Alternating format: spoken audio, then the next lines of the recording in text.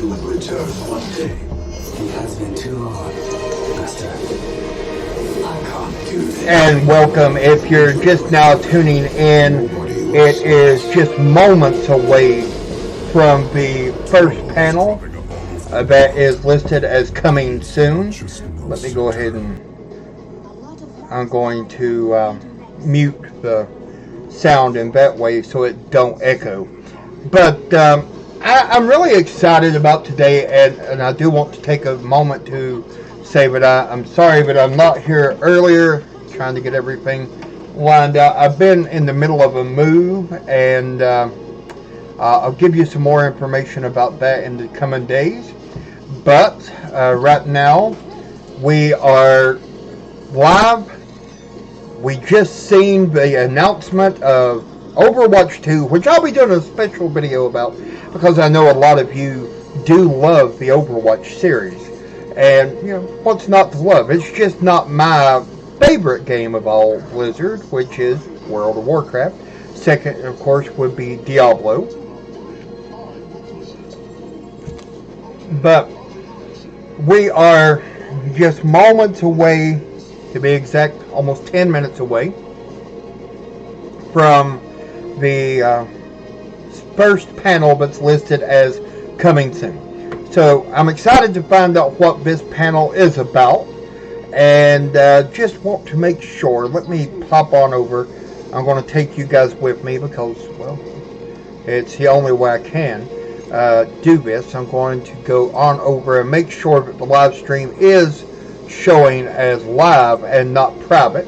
You're going to get a sneak peek, I guess, at my control panel, and we're going to find out if it is showing me as live or am I private. Okay, live now. So much fun. It is going to be so awesome. So we have a lot to talk about. Okay, and it is public, so great. Okay, let's head on over, back, but over I should say. Versus team 6v6 competitive experience. And there's no way we're losing that at all. In fact, that's a and if you guys will give me just a moment, I'm going to grab a set of headphones so I can hear this without having to blast your ears out. So hold on one moment. Is that you will play this in quick play. I'll be right back with you. Competitive, and it will also be played by the Overwatch League. So we're really excited to finally add a new core game mode. Now we want everybody here today to have a chance to play it and tell us how awesome and balanced it is. So you can play on a brand new map which takes place in Toronto, our first Canadian map. It's over in Hall A, so we invite you to come play the demo. We think it'll be awesome. Now, when I've talked to lots of you, there's a common request that you want out of Overwatch, and Overwatch 2 is going to deliver on this. And that's for more story and for PvE, for cooperative experiences. Overwatch 2 will feature a ton of PvE content. We will have the complete story experience featuring story missions. Okay, and I am back with you. So here we go. In Hall A for all of you today. Cannot wait to hear what you think about it.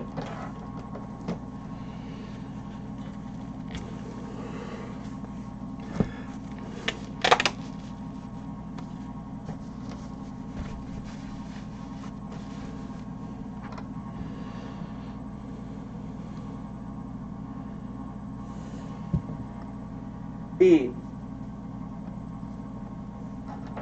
system where you can level up your hero, do different talents. It's going to be a ton of fun. Now you might have also noticed the hero up to them. Every one of the 31 heroes plus more are getting an upgraded look to them, and there's a really awesome panel that's going to happen tomorrow on Saturday in here that is going to go through all of the engine upgrades that are coming. Sorry about this, guys. I'm trying to get my headset to going, and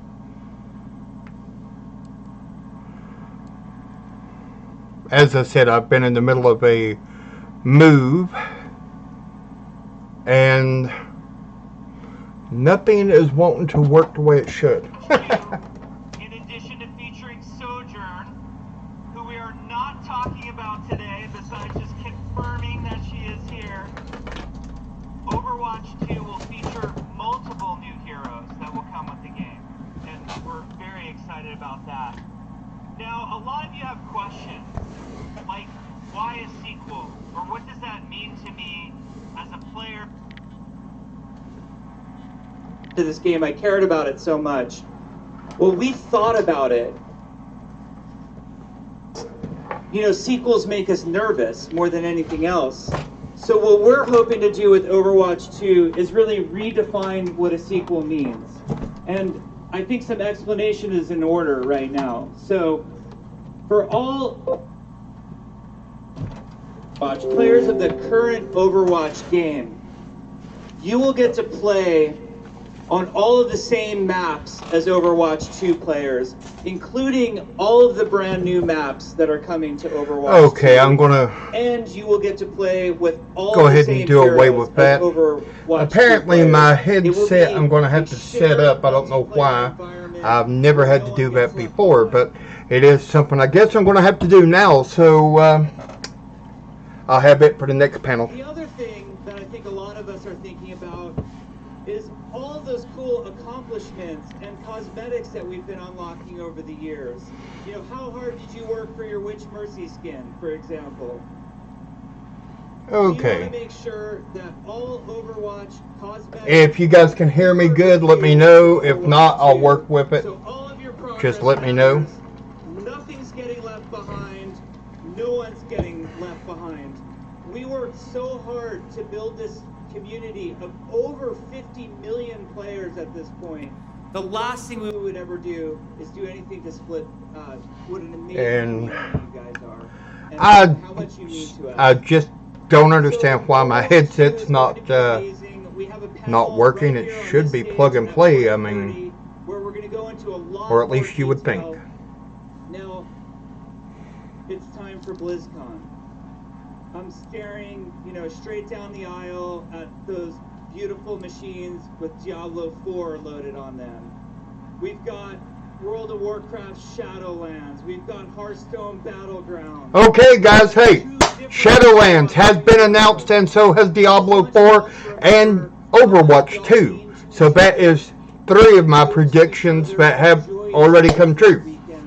Awesome. Now let's go play some video games. Have fun, everybody.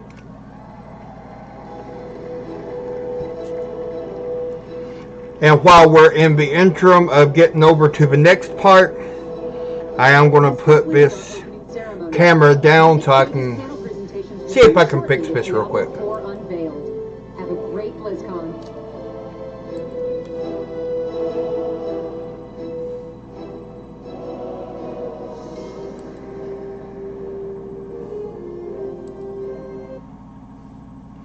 Okay, the next panel should be starting now,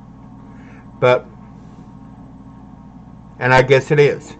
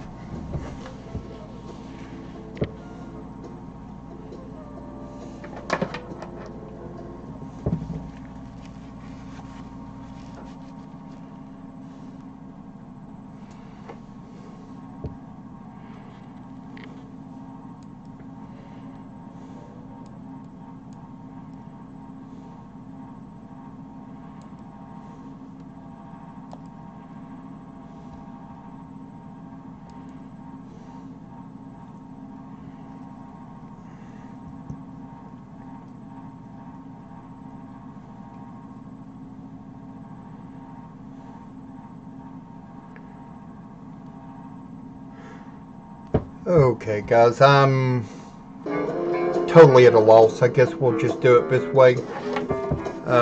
Hopefully I'm not got it up too loud. If I do, let me know, and I do apologize for that.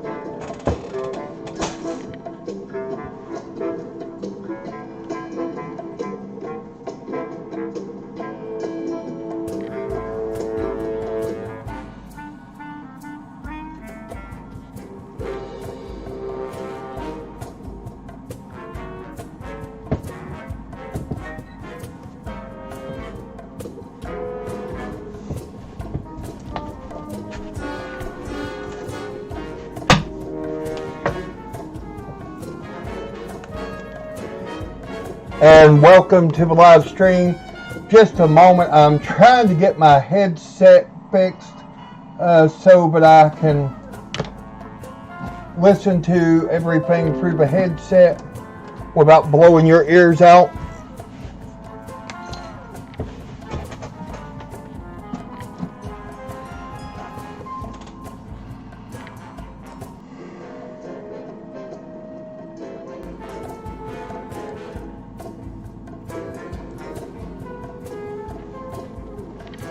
And I do apologize, guys. I would have been home a little earlier and had this all set, but real life called and I had to answer. Okay, so up next, Diablo 4 is being unveiled, so we'll be sitting in on this panel.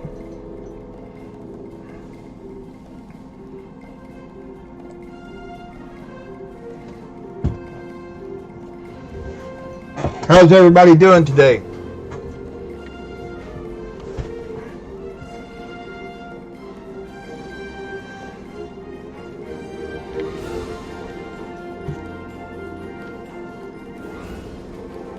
Let's see if they've now released the schedule of what's coming up. Yes, Overwatch, what's next? World of Warcraft, what's next? And then Hearthstone, what's next? So those will be the panels that we'll be looking at for today. Let's see, have they told us what's tomorrow? Okay, Overwatch Evolving the Art. And Diablo World and Lore. Okay, so not a great big lot so far as World of Warcraft, but hopefully we'll get more soon. So, here we go. I'm going full screen. Let me know how everybody's doing today.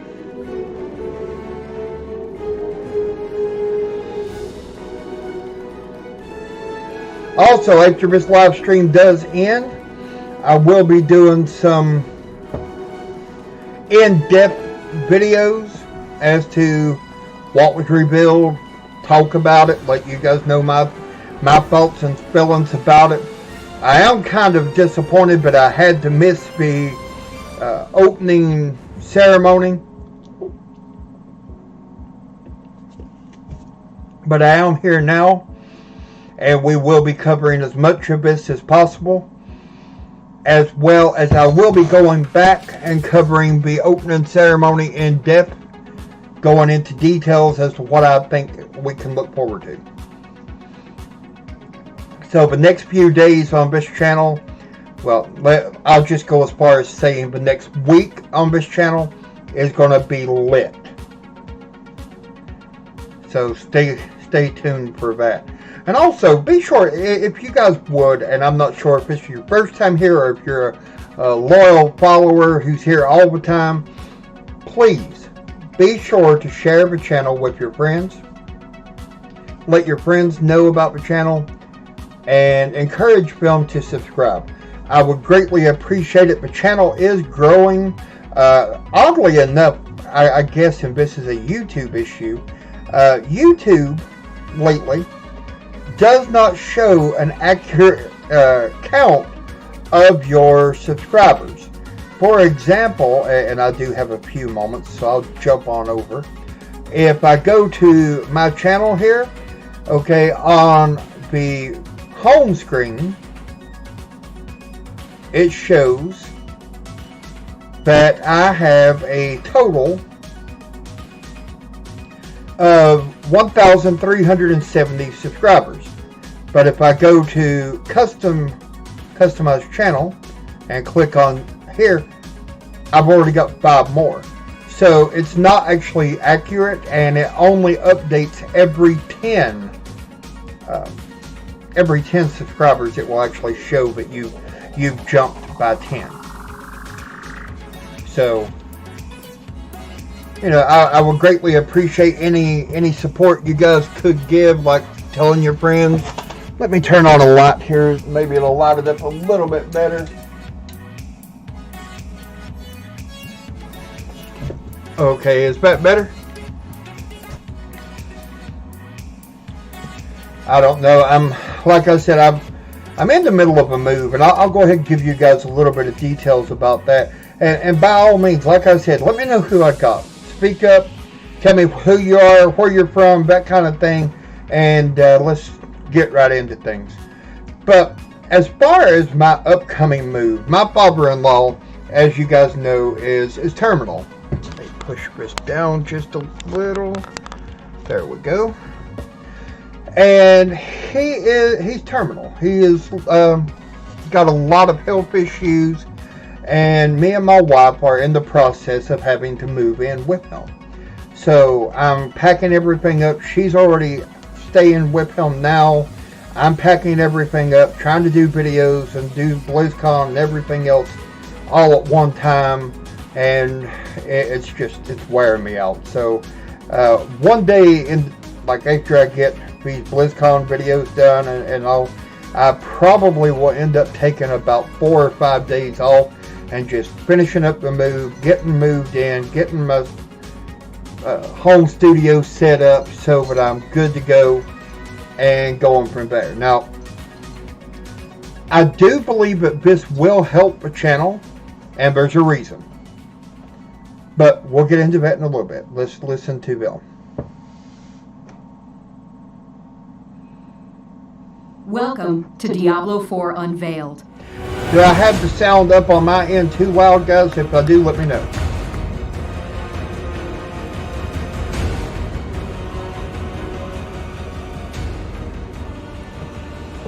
I don't want to blow your ears out.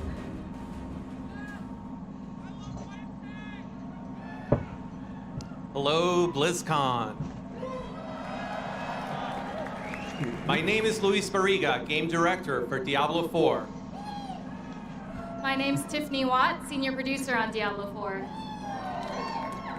And my name is John Mueller, Art Director on Diablo 4. All right, Wow.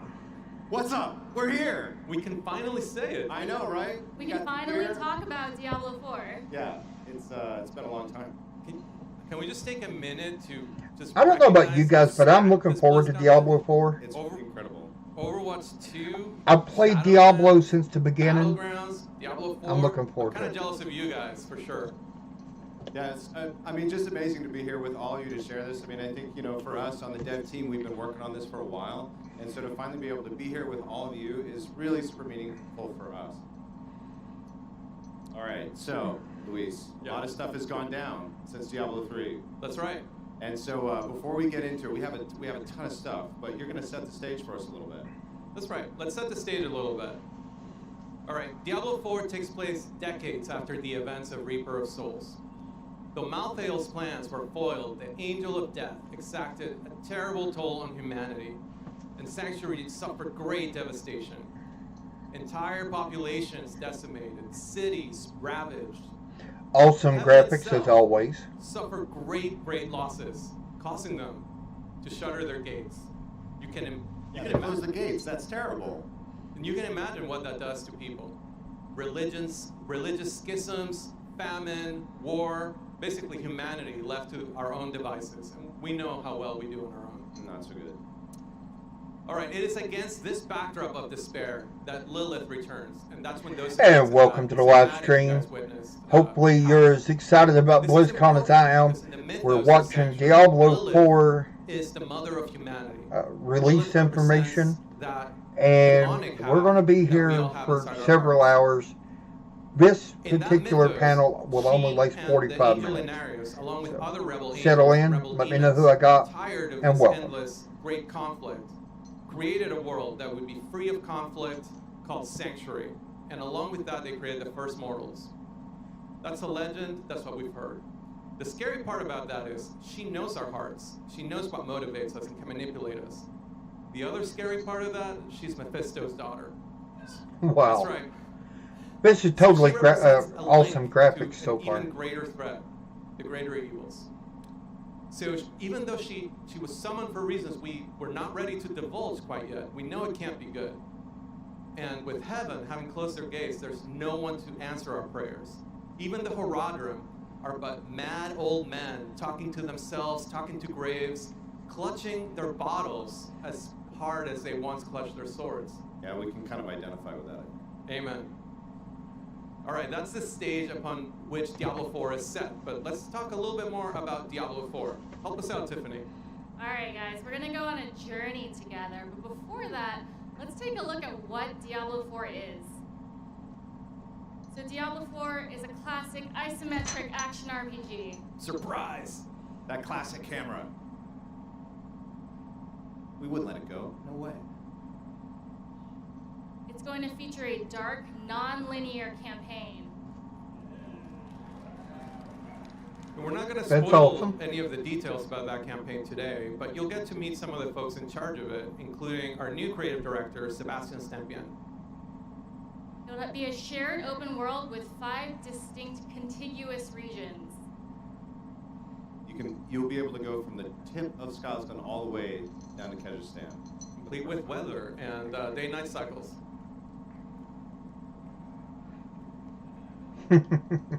But you know, Blizzard, There are hundreds of dungeons. they to make a lot of explore and screw-ups at hundreds times, of legendaries to but find nobody and equip. beats film on graphics and on cinematics.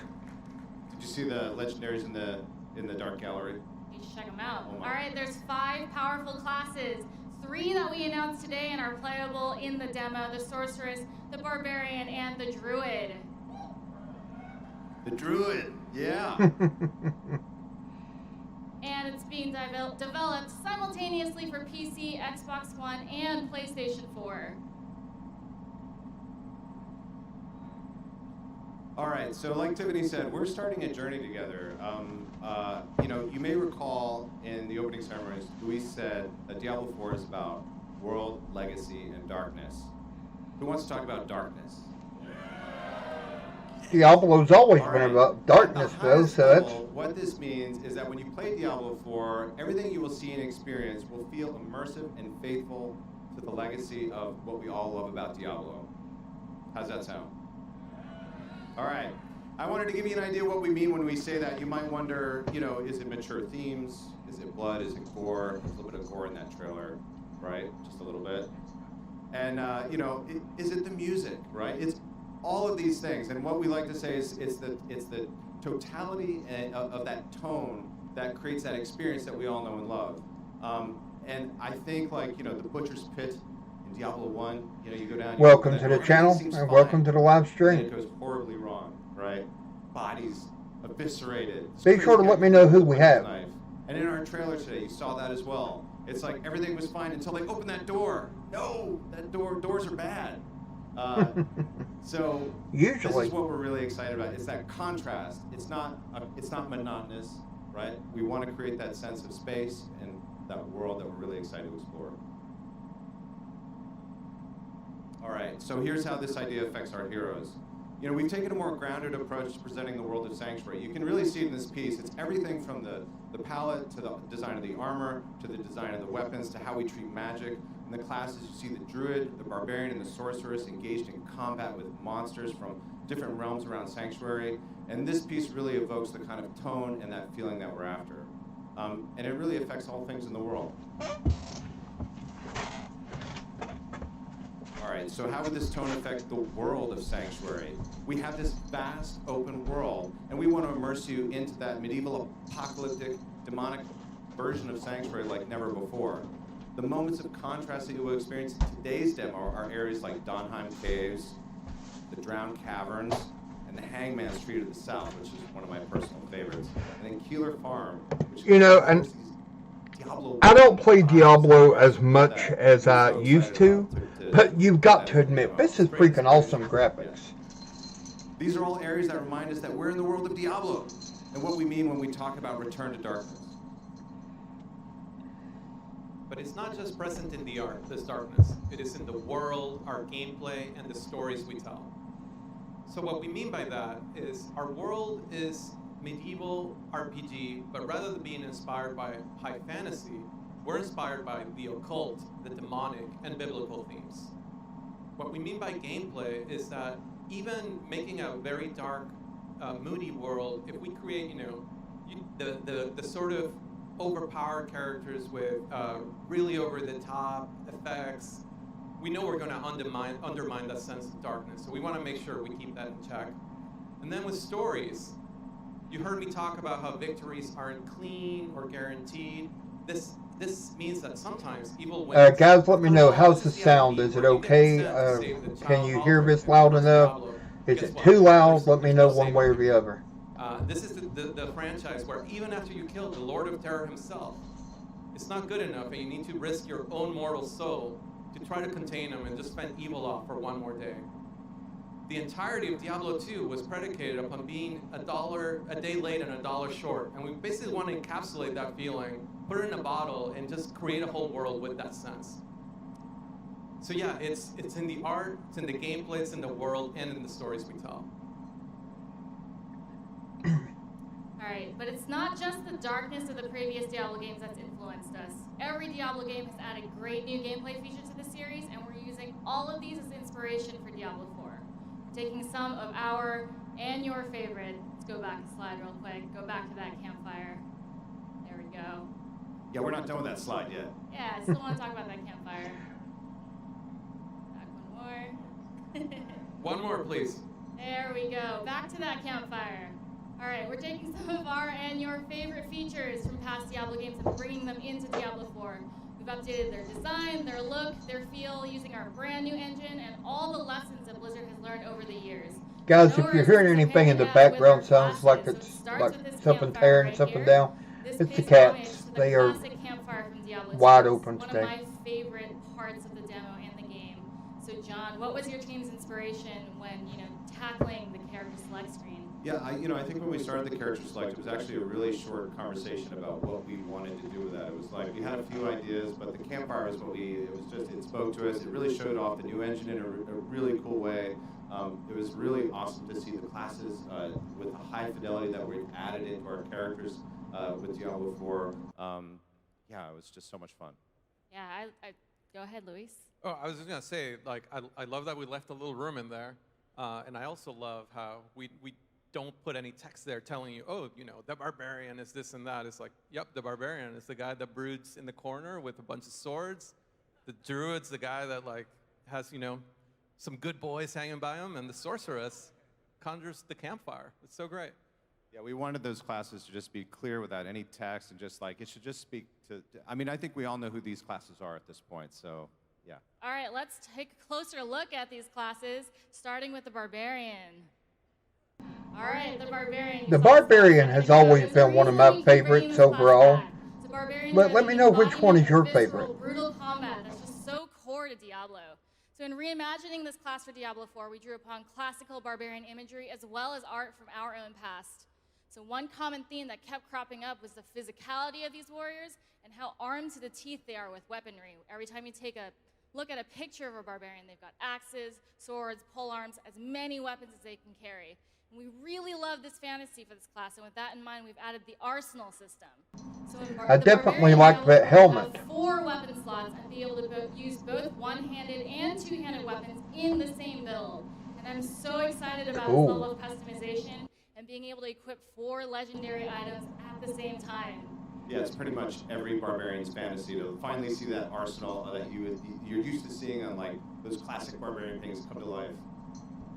So actually be able to assign items to each skill slot to add yet another layer of customization, and depending on what skill you use, the barbarian will automatically pull out the weapon that he or she needs, so combat will continue to be seamless on the battlefield. So we're carrying forward Fury to power the aggressive, physical, fast-paced attacks of the barbarian, but they'll also continue to pull the ancient magic of their ancestors to give them all that strength and combat on the battlefield. So let's take a look at the barbarian in action and some art.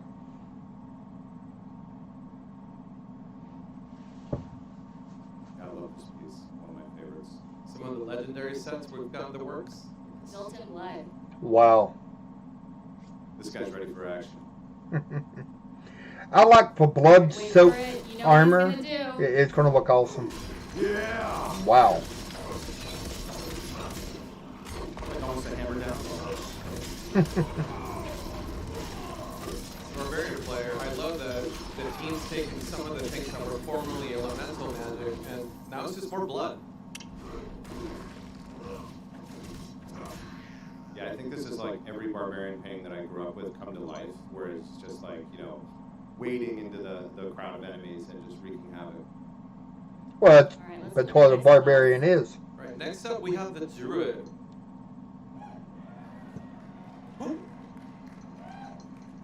Who all got to play a Druid in Diablo 2? Okay, How about come on now. any We WoW can't get rid of Druid this. players? I think you guys are going to like this guy. But first, I don't know if this little tidbit I'm going to give you is going to reaffirm your faith in us or shake your faith in us, but we got something to share with you. The Druid was not part of our original lineup for Diablo 4. I know, my bad. That lasted about a day. Basically, one of our artists did this amazing piece of art, and then we went from like, I don't know, Druid, maybe we're making a Druid, 100% starting tomorrow, right now. The power of art. It's so great. It is a theme that the art inspires the design in this game. You see it with the arsenal system, you see it with the Druid. So one of the things that we said is like, hey, we love the idea of the Druid. How do we move it forward? One of the things that we did is we took some It of would the be fire awesome if magic they that can didn't have these feel like pets. it met the fantasy of being someone in tune with nature, and we replaced it with storm magic and earth magic, and we feel pretty great about that. And we have it in the demo if you guys want to check it out. We kept his nature companions, like the wolves, the ravens, the vines, all of that. And then the thing that we feel is the kind of the special sauce is he's always been able to be this master shapeshifter. He can turn into a werebear, he can turn into a werewolf, and you know, it was pretty cool. You'd be a bear and spam shockwave. That was pretty awesome. But we decided to move that forward with Diablo 4, and now we have something we call seamless shapeshifting. What that means, if you truly want to embrace the hybrid nature of the class, you can start an attack in one form, and you'll begin animating as smooth and fluid as the Diablo 3 combat you've enjoyed so far. We're leveling that up. So mid-swing, you will transform into the correct form. So you'll press that button for a werewolf attack, you'll start animating in caster form, finish it in werewolf form. If you're surrounded by enemies, you can conjure up a boulder, push those enemies away, and then turn back into a werebear and charge into them. It's really, really cool. I really hope you guys have. I don't know if you guys ever played a game. It used to be on like Sega Genesis. It was called Altered Beast. This reminds me of That it. guy's not having a good day. I love these sets. Oh, I like that. Looks like silver coins or whatever. Yeah, this was one of our first pieces we did for when we were trying to figure out what was going to be so cool about it. Crazy mountain man. All right, look at those good boys. Oh, wow. So we can have the pets. Send your pets in, summon up some storm magic. Yeah.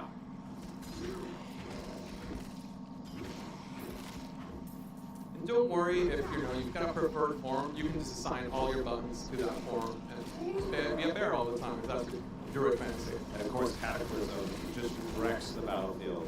Master of nature magic right there.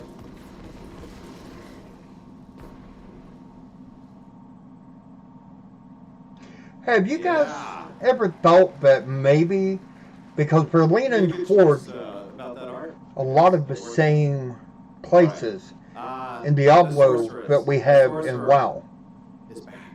How exciting could is this that? be their way of working toward She a is the cooperative elemental World of carnage Warcraft on and the Diablo battlefield. game? Whether it's killing enemies and smashing them with a fireball, or transforming into a chaotic ball of lightning and just completely destroying the battlefield, teleporting around and just wreaking havoc.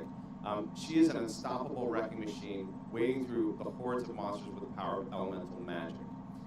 In a dark, oppressive world of Sanctuary, the Sorcerer lights up our dungeons. Like when we say we're returning to darkness, our dungeons are really dark. And the Sorceress lights it up in an amazing, fantastic way with our new engine and our new tech. And we're going to take a look right now. That guy's about to eat a fireball to the head. He's definitely questioning his life choices. Guys, hold one moment. I'm getting a call and I have to answer this. Pentagrams, of course. Yeah, that classic D2 Sorceress.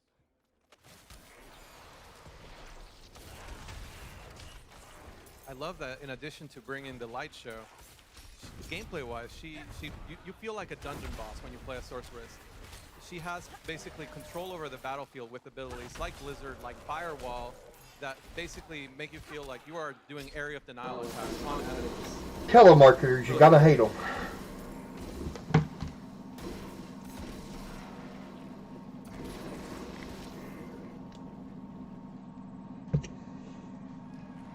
Super exciting. All right, so how you look in a game like Diablo as you're laying waste to the hordes of hell is pretty important, don't you think? You guys want more options for customization than you've had in the past? Always. Of course. And we agree. And we're offering levels of customization in Diablo 4 more than we've ever had before, and allow you to make that barbarian of your dreams, that druid of your dreams. And this is just a few options that we have here today in our demo to kind of show you what appearances look like. And then these are some concepts of also where we're going with this. We really want to give you like kind of like a template, and you can build on that fantasy however you want. So if you want to customize the hair, Awesome. skin, jewelry, the scars, the tattoos, those kinds of things. And we really wanted to, like, we have a lot of these that we're planning, and it's something we're really excited about. We think you guys will like it.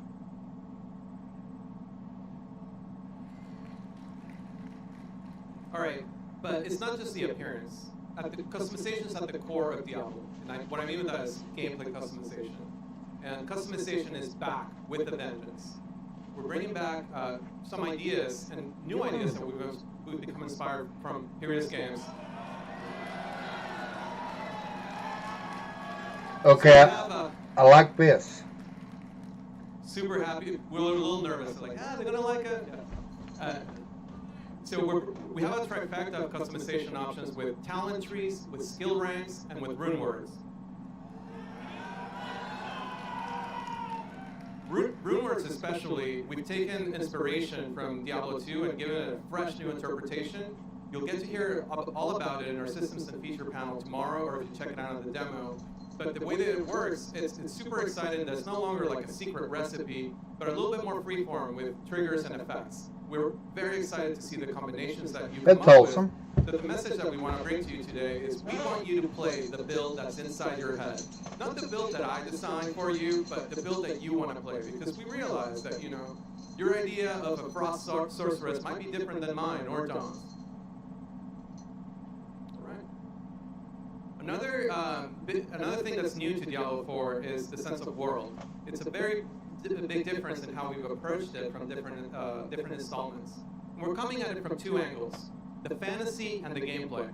On the fantasy side, we knew we had kind of planted these seeds of, hey, the druid, we told you he came from Scotland, and we had shown little corners of Sanctuary that we knew you guys wanted to explore. But then on the gameplay side, we kept making a more or less linear game with Diablo before. Act 1, Act 2, Act 3. And you guys kept wanting to approach it in a more open way, jumping around, killing stuff, and not following the rules. So with Reaper of Souls, we created Adventure Mode to kind of give you guys a taste of that openness. And it was really transformative. That was a moment where we learned a lot about how the game could be played, and where we saw how you guys were approaching Diablo. So based on those learnings, we're making Diablo 4 open from the ground up. We're making an open world with a non-linear campaign so that you can be in charge of how you decide to level. Wow. If you're the type of player that wants to take breaks between the story and do some of the repeatable content, explore a little bit, do side content, stuff like that, great. If you're the type of player that wants to experience the story uninterrupted, you can still do that. So not only can you customize who your character is, you can customize their experience in Sanctuary.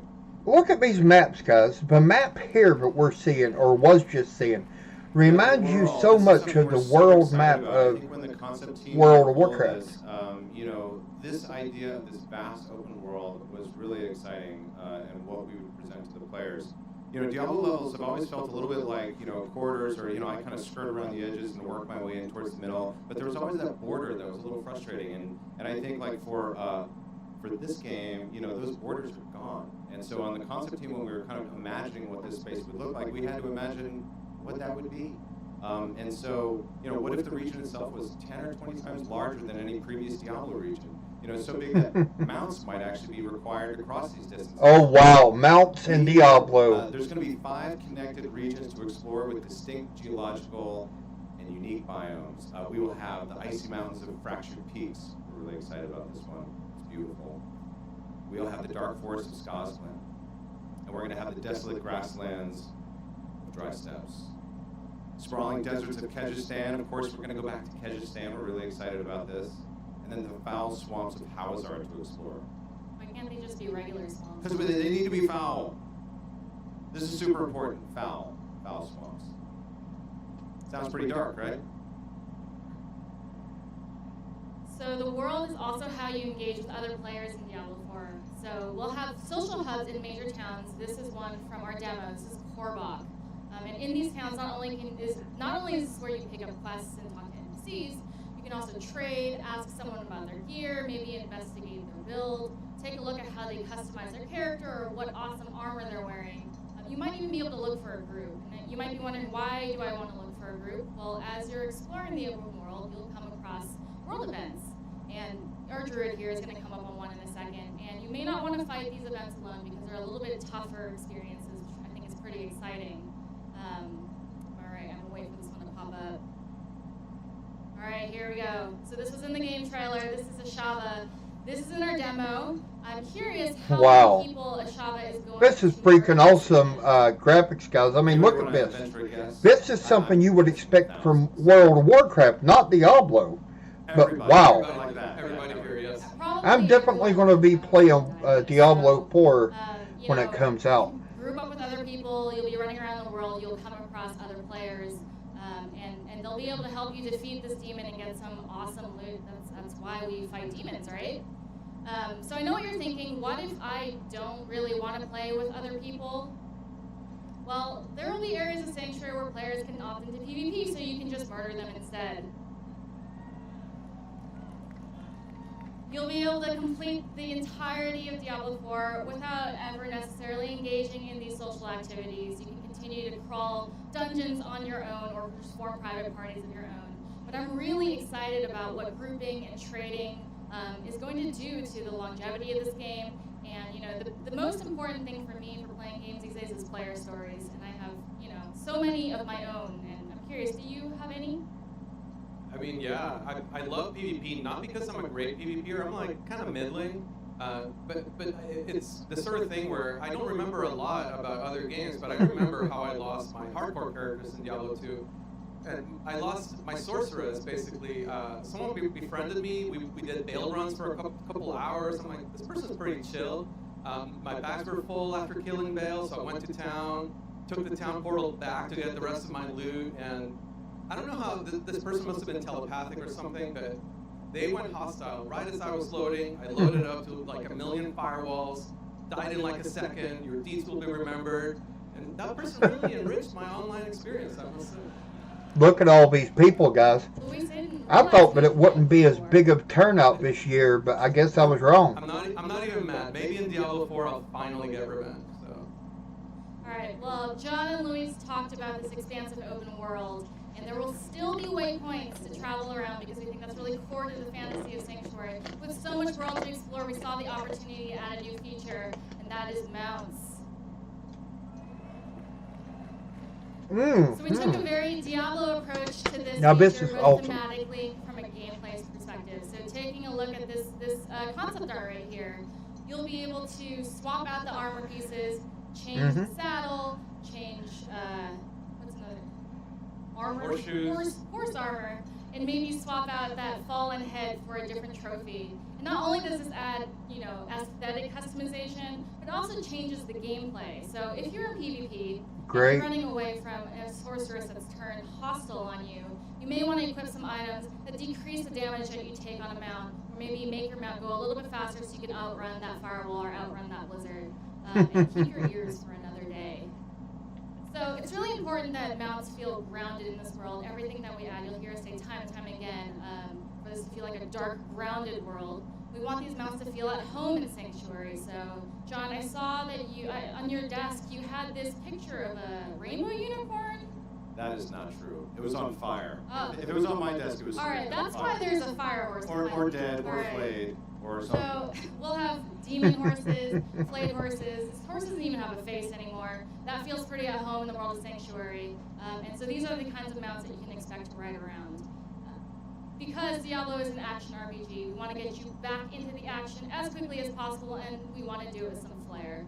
So we've added dismount abilities. Each class will have class-specific abilities that fit their fantasy perfectly. So if you're a sorceress and you just want to get off your horse like normal, you can still do that. Or you can turn into an ice storm and freeze everything in your path. So let's take a look at the barbarian and the sorceress and some of their dismount abilities in action.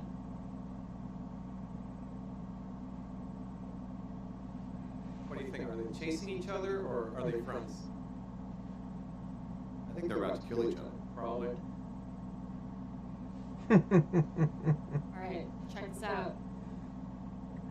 Combo those dismount abilities. I guess they're friends for now. Don't trust them. All right, so we've talked a lot about the world above ground, but we all know that really the cool stuff in Diablo happens below ground, in dungeons. You guys want to hear about dungeons? All right, well, we've added, like we have all this cool stuff above ground, but when we say return to darkness, that is a literal truth for a lot of our dungeons, and we are crafting some of the darkest, most evil spaces that you have ever explored in a Diablo game to find epic loot. And we're gonna show some of those right now. Let's take a look.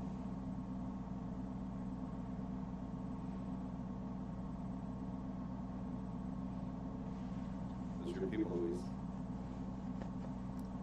I love the first time I went to a dungeon in Diablo 4 and I realized I was at home was when the corners were dark. I'm like, oh, this just feels so right in a Diablo game. Right here, this. If you play a class that Never knowing what's coming your way.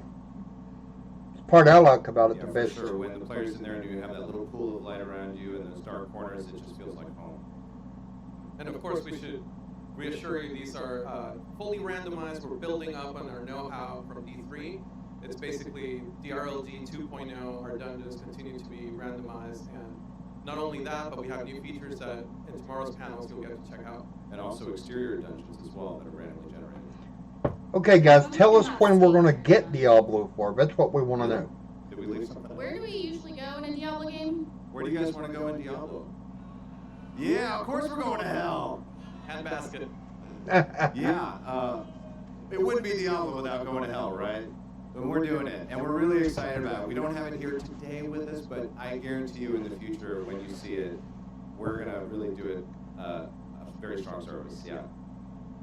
All right, so what good would all of this world and all of these dungeons be if we didn't have cool stuff to kill? So as a former quest designer, it really excites me to do a big world RPG in the world of Diablo and finally get into the backgrounds, the backstories, and how all the pieces fit together. Like the Fallen, for example, in the demonology, how they fit in. They're at the lowest rung of basically that demonic hierarchy. All the other demons just crap on them. They get the crumbs of the human remains that are left, maybe some bones. They just take in all this insane cruelty, and then they just reflect it back into the world. That's why you have like fallen lunatics that are just ready to blow up, and like these wicked weapons with spikes, and they just look like cruel, miserable creatures. But it all comes from them taking all this cruelty in. So, let's think that. You're kind of making me feel bad for the Fallen. I want to kill these guys and take their stuff. Hopefully not too bad, but think about that next time you're killing Bishbash or Rakanishu. But it's not just the iconic. Oh, wow, look at that. Genre-defining monsters of Diablo, like the Fallen. We also we got some new stuff. We got lots of new stuff because we're exploring parts of the world that we've never been to. So here's just one example, one taste. This is the Drowned. They are undead that comes from the oceans. They're linked to ancient maritime curses and stuff like that. So as we move forward, we're going to keep exploring these families and how they fit into the world and how they work together as a family. So they have mechanics where they amp each other up. And What kind of a weapon is that? Is that a mace or what? Yeah, I love the Drowned. Seeing them come out of the coastline, which you'll see mean, in today's demo, is really striking. Look at this thing. All right, and then what good would all these monsters be if they weren't dropping awesome stuff? So items are one of the most important elements of Diablo, if not the most important. Mm-hmm. We're really leaning into legendaries as opening up build possibilities. We realize that with D3, we maybe emphasize sets a little bit too much. I like We wanna my make sure staff that we here leave with room the for fire legendaries moving forward so that and we the have electric. build variety and that we don't overstep on that customization. Sets will continue to be there, but they won't dominate. Even non-legendary affixes will also lean into customization. We will have affixes that will improve your skill ranks, and we'll have affixes that will improve your passive talent ranks. And we hope that will further differentiate That's pretty build from cool. my build. And then, great. And then also, we're just building in our tools, our pipelines, and our know-how, and we're bringing even more legendaries than ever to the table. Yeah, we're making so many legendaries, and these are just a few of them here. And actually, you're going to get to see some at the show today, which is pretty cool. Super excited. That spike one right there is my favorite. How are you supposed to hold that? Bleed. It looks like it'd give you tetanus. All right, so there is much more to come. A game of this scope takes time. This is a very, very early first step. We're not coming out soon, not even Blizzard soon. We're just excited to take this first early step in the journey together with you. We have a demo ready for you guys to play back there. We have 3 classes, our first 3 classes. We're gonna have 5 when we ship. We also have 3 dungeons, lots of events, including the world event that Tiffany described, and a very small sliver of Scotsland, which in itself is just a small region of the world. Please give us feedback. We want to hear what you like, what you didn't like. Again, this is just the first step in the journey. And then if you can't be here, if you're watching over the internet at home, we have streams both days. We've partnered with streamers where you can go experience the demo vicariously. And then we also have a website live with info, and we're on the hook now with you guys to update that website on a quarterly basis with a weblog to keep you up to date as to how we're going in the development. All right, so yeah, right? That's super exciting. All right, so we have so many things for you to see at the show. Luis talked a lot about the demo. I'm going to talk about the stuff beyond the demo. It's crazy. So there is literally a 12-foot tall Lilith in the front of Hall D. I can see her. Yeah, I know. I can literally see her from here. It's absolutely crazy. Built by the incredible Steve Wang and his incredible team. We have a slightly smaller version of Lilith, crafted by our very talented sculptors, which you will also see at the show. We have brought artifacts from the world of Diablo on display at the Dark Gallery. The Dark Gallery is kind of a first time of doing something like this. We've brought a piece of Sanctuary here, filled it with artifacts. Some of them are made by our team. We've had some other people chip in, and it's really something pretty extraordinary, and we're excited for you to see it.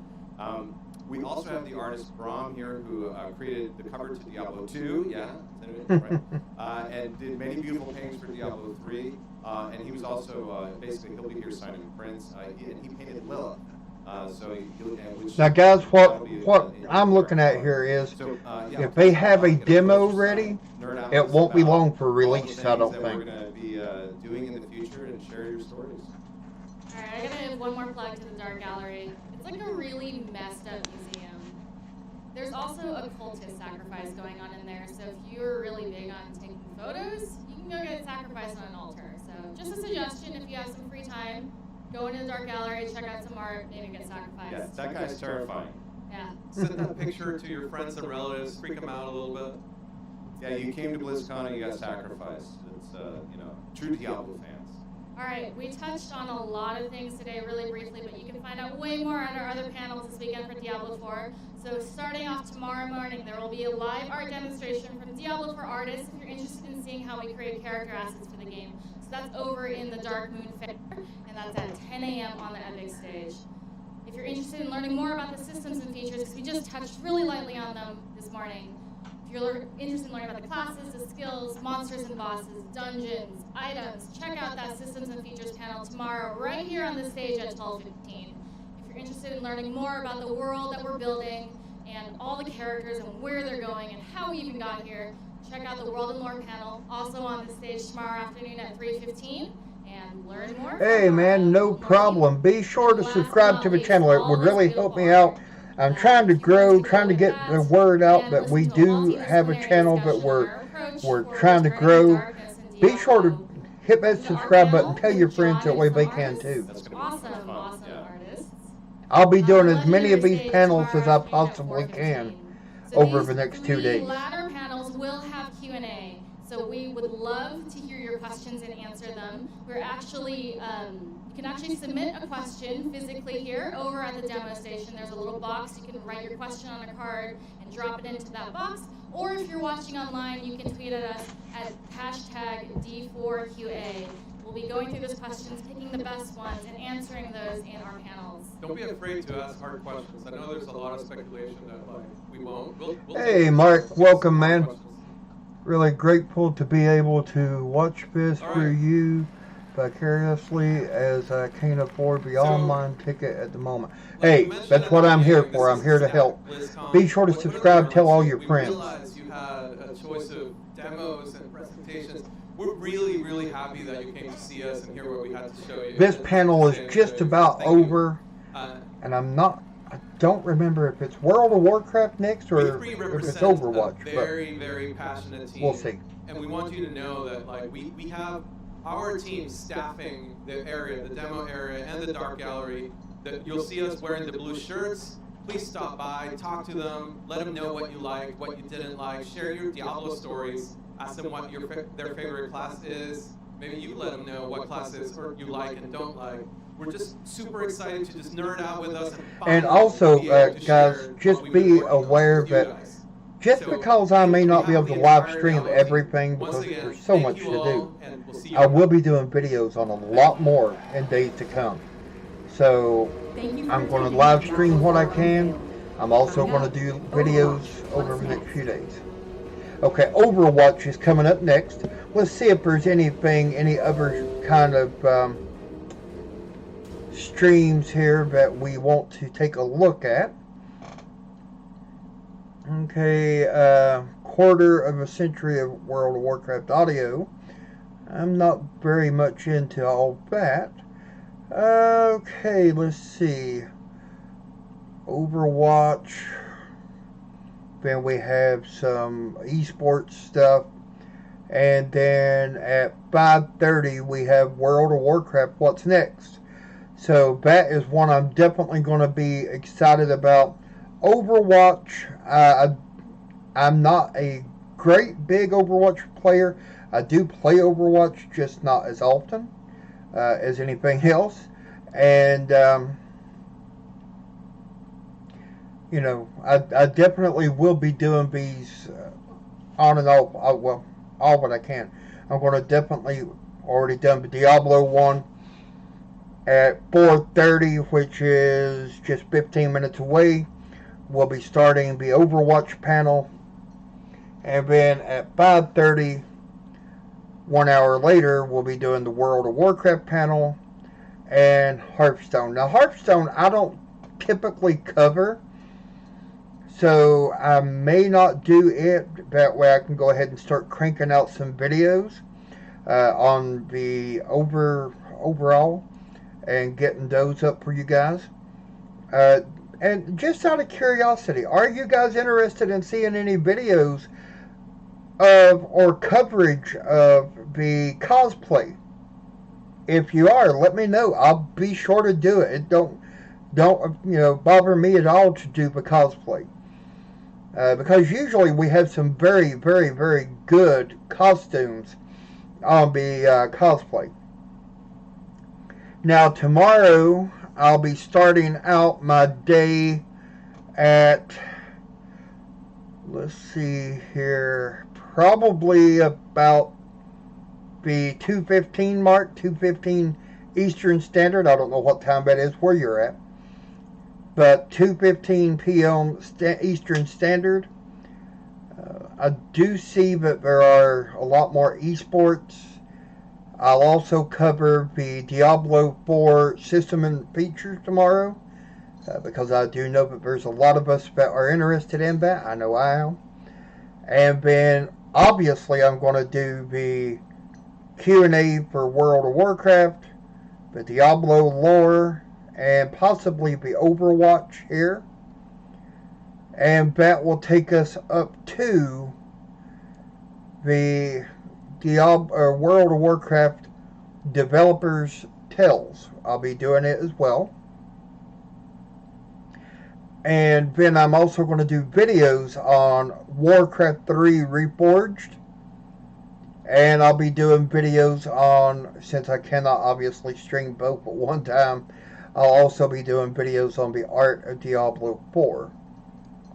And then, of course, we have the closing entertainment. Do we even know, because I'm not even sure, do we even know who the group is going to be this year? Have they told us that? I'm not even sure. So, if they have, I've not heard it myself, but we'll see. Now, also, guys, I will be doing a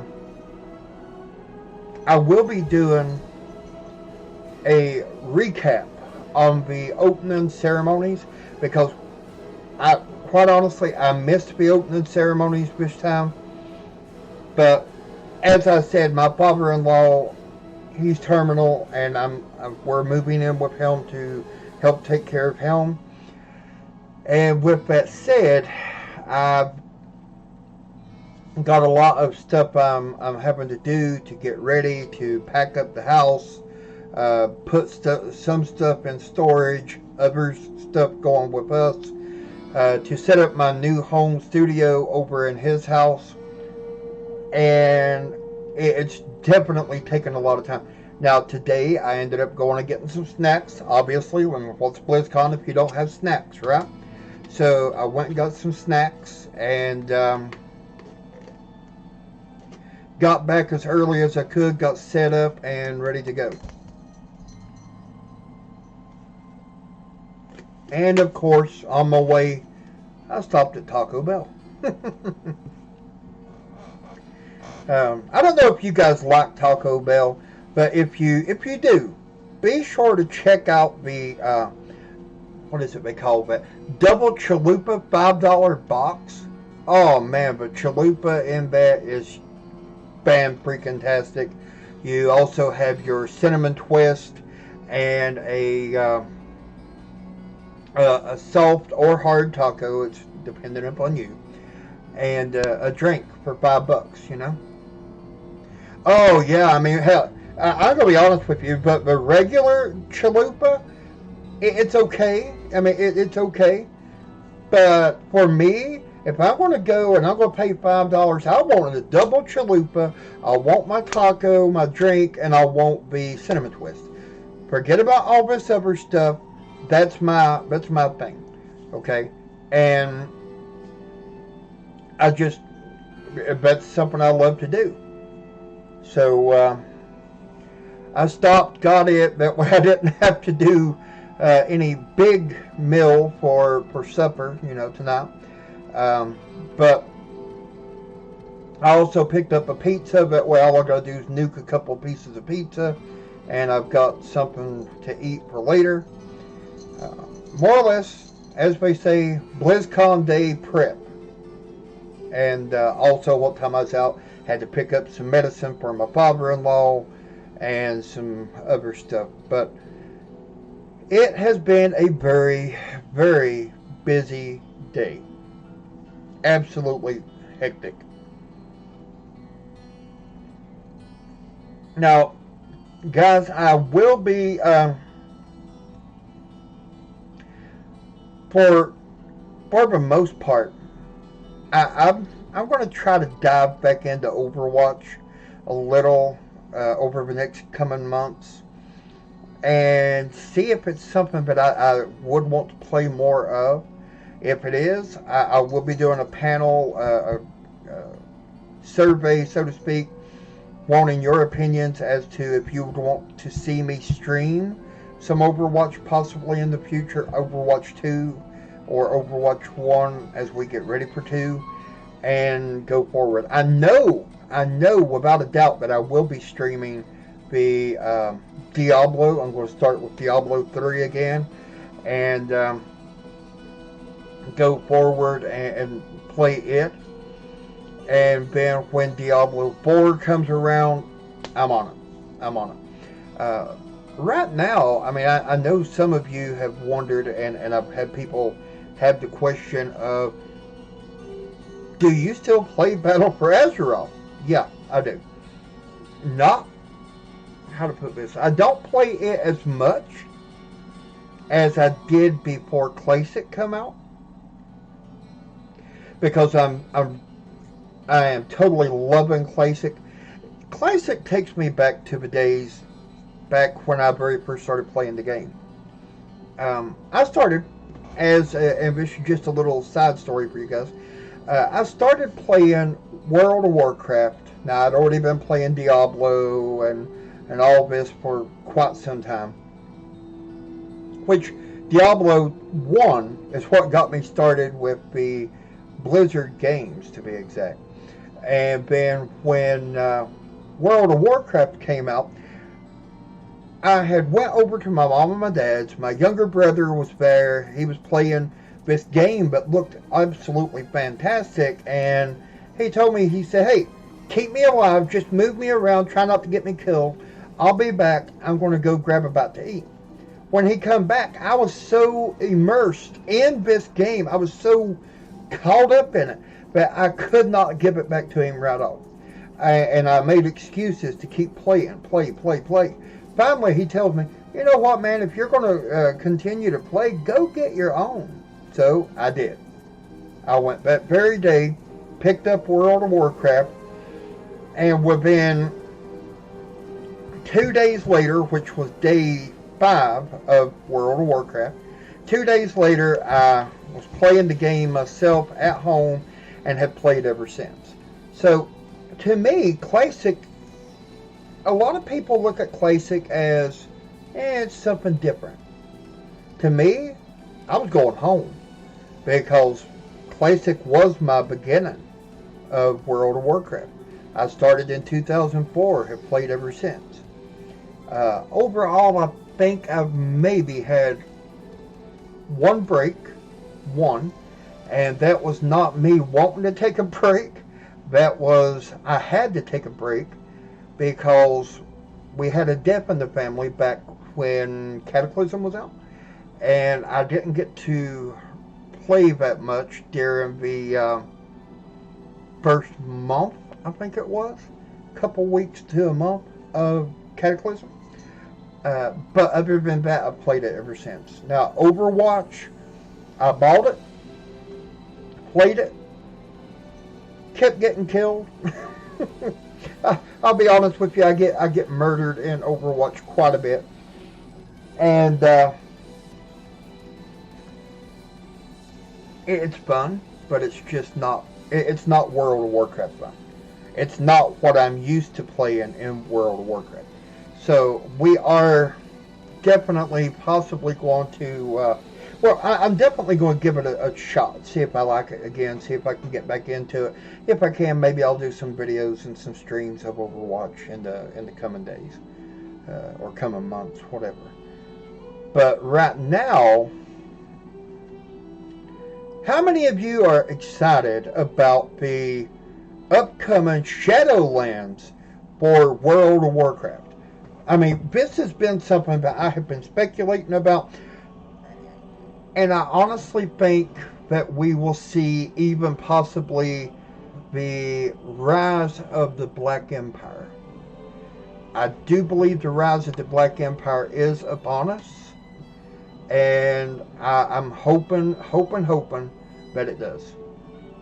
Because, I mean, think about it, guys. We've been all over, okay? We've been to space. We've been to alternate times. We've been to underwater zones. We've had, everything. We've experienced a lot. But what about the Black Empire? That would be a whole new game. Hyped for Shadowlands. Way more than I was for BFA. You got that right, my friend. Now, BFA, it does have it has its good parts, but then also it has its bad parts. I mean, I don't know about you, but I was totally bummed out to see but Sour Fang got murdered by Sylvanas. It totally bummed me out. It was not what I wanted to see. But I'm looking forward to Shadowlands.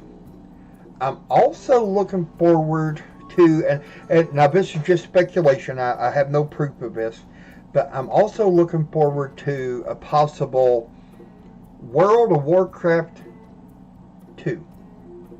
And I personally think they are already working on this, and here's why. If you look at the map, if you look at the map right now in World of Warcraft, you only see half of the map. Okay, half of the map. That's it. You don't see anything else. There's a whole new side of the world behind us. What about it? I think if it was me doing it, we would be set sail trying to get to the other side of the world. Maybe a shipwreck. It breaks all of our armor. Our armor's useless. Our weapons are useless. We do get to keep our weapons and stuff, like weapons and transmog and battle pets and our gold, our bank, that kind of thing. But as far as everything else, we have to start over. All of our armor gone. All of our, everything. And maybe even have it break us down to level 1. And start out again on the backside of Azeroth. And I'm also hoping we hear a little bit more about 8.3 and that we get it soon. It would be totally freaking awesome if they would go ahead and drop 8.3 like when this ends. What's next? Okay guys, here we go. And I'm sorry about this here. I wish I could get rid of it for you, but a lot of times it just goes away anyway. What's up, everyone? Long time no see. Do I have the sound up too long or too loud for you guys? I can't wait to get to the WoW panel. So Aaron's part. very humble. So, At how many the, WoW fans are here today? I'm at the beginning. I'm not making this up. You can watch this on YouTube. Aaron is the gentleman who made Stormwind, Orgrimmar, Thunderbluff, Ironforge, Darnassus for World of Warcraft. Cool. And for those of you who are Overwatch fans, well, what is the best map in Overwatch? Aaron made King's Row. Okay. Thank you for all of that. And That's not embarrassing at all. No, not embarrassing at all. And he prefers to be called Aaron. And everyone's been pronouncing it wrong all these years. Aaron, That's my mom. Yeah. Okay. So, Overwatch 2, we're talking about it in detail now. I'm so excited to talk to all of you about Overwatch 2. We said it in opening ceremonies.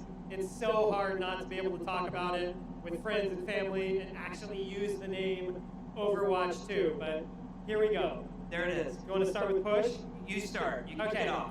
Okay, so we've built a lot of game modes for Overwatch over the years. Things like Junkensteins or Capture the Flag or Lucio Ball. But those have always been featured in the arcade.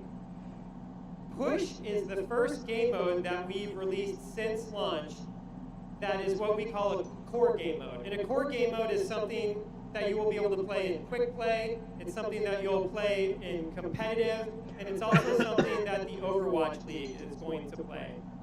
Let's take a look at a video that kind of goes into it in a little more detail. Cool. Yeah, let's check it out. Okay, so the push map that we're showing today takes place in Toronto, Canada. Yes. The objective of push is for both teams to escort a robot into enemy territory. The team that pushes it the furthest before time expires wins the match. That's the robot. That's cool. Who is ready to push? I am. As you stand near the robot, it will start moving towards the enemy's base. until Vegas comes. Yeah, exactly. As the robot moves, it pushes a barricade marker further into enemy territory. The further the marker goes, the higher your team's score gets. As it hits a checkpoint, your team will unlock a forward spawn point. He's a little itchy. Yeah, I love this guy. As he's pushing the barricade marker, the robot moves slower. But when he's not pushing the marker, he moves a lot faster. This allows teams to make up lost ground really quickly in the mode. Okay, so May needs to escort the robot further into enemy territory than Brigida's team did. And if she can escort it all the way till the end of the map, it'll result in an instant victory for her and her team. Like this. Victory. Yeah, I would say so far, That's pretty we don't cool. have a lot of the maps go all the way to the end, which is a good thing. Most of the maps are like more back and forth. Yeah, and I think that's one of the design values that we had for And welcome to anybody who's popped in the last few minutes. back and forth across the map. And again, be sure to subscribe to the channel and tell all your friends, please. You can see that it's mirrored. The geometry is mirrored from one side to the other. It's a symmetrical map. And the game mode itself is a symmetrical game mode. What that means is each team has the same objective that they need to accomplish in order to win the match. This is similar to something like Control. Control, both teams are vying for one control point in the middle of the map. What I think is really cool about Push, though, is as the robot moves back and forth across the map, the team fights that are everything in these symmetrical modes happen all across the map, in contrast to Control, where a lot of them happen at the control point in the middle of the map. If you look at this next shot, you can see that the path that winds its way through Toronto in this map is really windy. That red line illustrates the path that the robot takes through Toronto. What this means is that there's a lot of different shortcuts and connections in order to connect different parts of the path. So in other words, it's not going to be a quick one and done. Really flanky. And heroes that you might not see in some of our other game modes, or you might not see as prominently, such as Reaper and Tracer, are really, really powerful in this game mode. Guys, I'm going to have to turn off the camera just for a minute and mute this. I've got a delivery coming in, so I'll be right back with You can play it on the show floor today and see what sort of team compositions you guys create. Cool. Let's take a look at Toronto a little bit. Why don't we talk about some of our values from a world building standpoint? Yeah, so when we build maps, we always like to take players on a journey all across the world. And we like to visit unique and exciting and exotic locations. And when we build them, we try to make them fit the ideal or the fantasy of what we've always imagined that place in the world to be.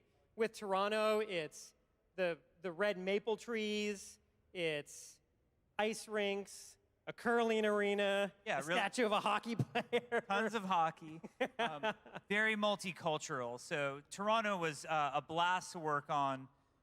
But what's very exciting for our players to know is that there's going to be all new PvP maps, not just for Push, which will have multiple new maps with it. It won't just be Toronto.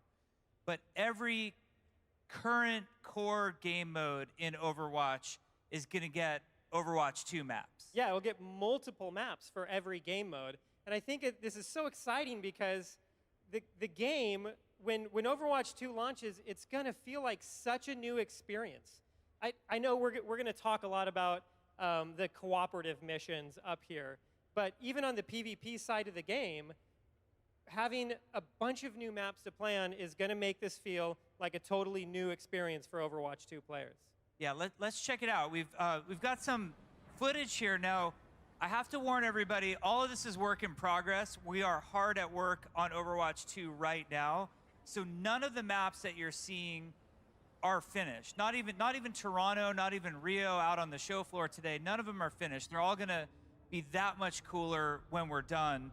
We're also looking forward to getting a lot of play testing, a lot of feedback, but you can see some of the locations that we're really excited to explore. And many of these maps we've been playing for a while now and having a really good time. Yeah, I think one of the great things about making maps for the Overwatch universe is that a lot of the people on our team come from locations all across the world. So we have people from Brazil working on a Rio de Janeiro map, people from Sweden working on Gothenburg, people from Toronto actually working on Toronto, and they're able to bring all of their love and passion and experience in these places to bear when they're actually building the map. Yeah. So we know that you all love new maps. There are a lot of new maps coming with Overwatch 2, a lot of new locations, places that you want to see, like Gothenburg. There's a couple of heroes from Gothenburg we think would be really cool. But it's time to talk about story missions. So story has been requested from us a lot. Like, we get a lot of comments. And we think it's awesome. Like, you have all followed the story so far. You've been following it for some time, and you're ready for more. And we are ready to deliver. Now, I'm going to do a quick recap on like where the story's at right now. So obviously, this is since the original game. The original game started with Overwatch being shut down. Overwatch was this international peacekeeping force. The UN issued this thing called the Petrus Act, and that shut Overwatch down. Then, because of the absence of Overwatch and the heroism that they brought to the world, new threats were able to arise, and all sorts of bad stuff started to happen. There was the uprising in London. There was Talon. Like, Talon really became... Hey, Ben, and welcome to the channel. Always good to see new people popping in. If this is your first time here, be sure to subscribe if you would. It would greatly be appreciated. I'm trying to grow the channel as much as possible, and I need to get word out. I need to let people know about the channel, and that's where you guys come in by sharing it with your friends and subscribing. I'd greatly appreciate it. Now more than ever. So then we had a series of animated shorts, and it was really fun to explore these and kind of go on this journey to see how different heroes reacted to the recall. There was, for example, in Honor and Glory, you know, Reinhardt, in the most steadfast way, said, "I must answer the call," while Brigitte was sort of begging him not to at a certain point. Whereas May, who was working at Eco Point Antarctica, you know, she wasn't necessarily a hero. She was more of just a scientist at the time. But Winston's recall really inspired her into heroism, which was great. And then there was that last BlizzCon we showed Reunion with McCree, and McCree's very strange reaction. Like, okay, Winston called me back, but I'm gonna bring Echo back instead. Yeah. McCree kind of pieced out at that moment. Yeah. Who knows where the guy went, what he's doing around the world, but I have a feeling we'll be seeing more of him. We might see more of McCree. I didn't see him in Zero Hour. The name of the movie we showed today, by the way, is Zero Hour, the Paris attacks. So I didn't see him there. So I'm wondering what's up with McCree. So Zero Hour, that brings us up to today. I hope they don't get rid of McCree. He's one of my favorite It's Null Sector again. Overwatch it's not characters. The Null Sector from back in King's Row. This is an all-out attack on the entire world. The good news is, joining Winston in Paris were some of the members of Overwatch. Some responded to the call, they're back, they're ready for action. But the world is attacked, and the world is under strife, and you, as a player, are gonna get to take the place of our heroes and see what the next chapter holds for Overwatch. So we really hope you play that demo today. It will show you just kicking off where we're at. Now, I wonder if we get the demo about from story home missions like we is did with something WoW. that we hear often from you WoW Classic. is that you love our cinematics. Thank you. They're made by a group called Story and Franchise Development. We get to work with some of the most talented animators, producers, directors. We're really, really lucky to work with them. Every one of our story missions will get a cinematic introduction and we'll get a cinematic outro. So you'll experience that You'll see that in the Rio de Janeiro demo that we have. Now, I've got to give a warning to everybody. The outro is a placeholder for the actual movie. So I will just say this. I'm going to give a spoiler right Oh, no. So at the very end, what's May's famous line at the very end? Lucio! Lucio doesn't actually die. So, okay. That's all you need to know. But we're excited for the cinematic storytelling that we get to do. You finally get to spend a lot of time with these heroes. So in a story mission, it's very curated by us. Like, we get to pick which heroes you're going to play in a story mission because we're trying to tell a particular Okay, guys, story. I am going So to in Rio, for example, we've got May, try to we've got do something Reinhardt, here a little. Lucio, and Tracer. What time Those we're are the heroes that you can adventure with. just a moment, Yeah, and I'll I put think it back live. What's really interesting about story missions, and even with hero missions, all of the cooperative gameplay that we're trying to do is, one of our goals is to bring a lot of the fast-paced action that you get in Overwatch PvP, where you're Okay. using all of your heroes' abilities, your comboing abilities with other heroes. You have a lot of strategic decisions that you make with your teammates. We're trying to bring that to the PvE side of the game, or the side where you play versus AI, and it's difficult to do because of the fast-paced nature of it. So that cinematic storytelling that Jeff was just talking about, that gives us the Guys, I don't want to miss anything on the World of Warcraft panel, so I'm not going to end this. I'm going to just mute myself, turn the camera off, and get about to eat real quick, and I will be back. So please, don't go away. I will be back. Overwatch 2 still has a ways to go. It's a game that's actively in development. We're working extremely hard on it right now. One of the experiments that we're doing right now is we're trying to give you some choice in what hero you can play in these story missions.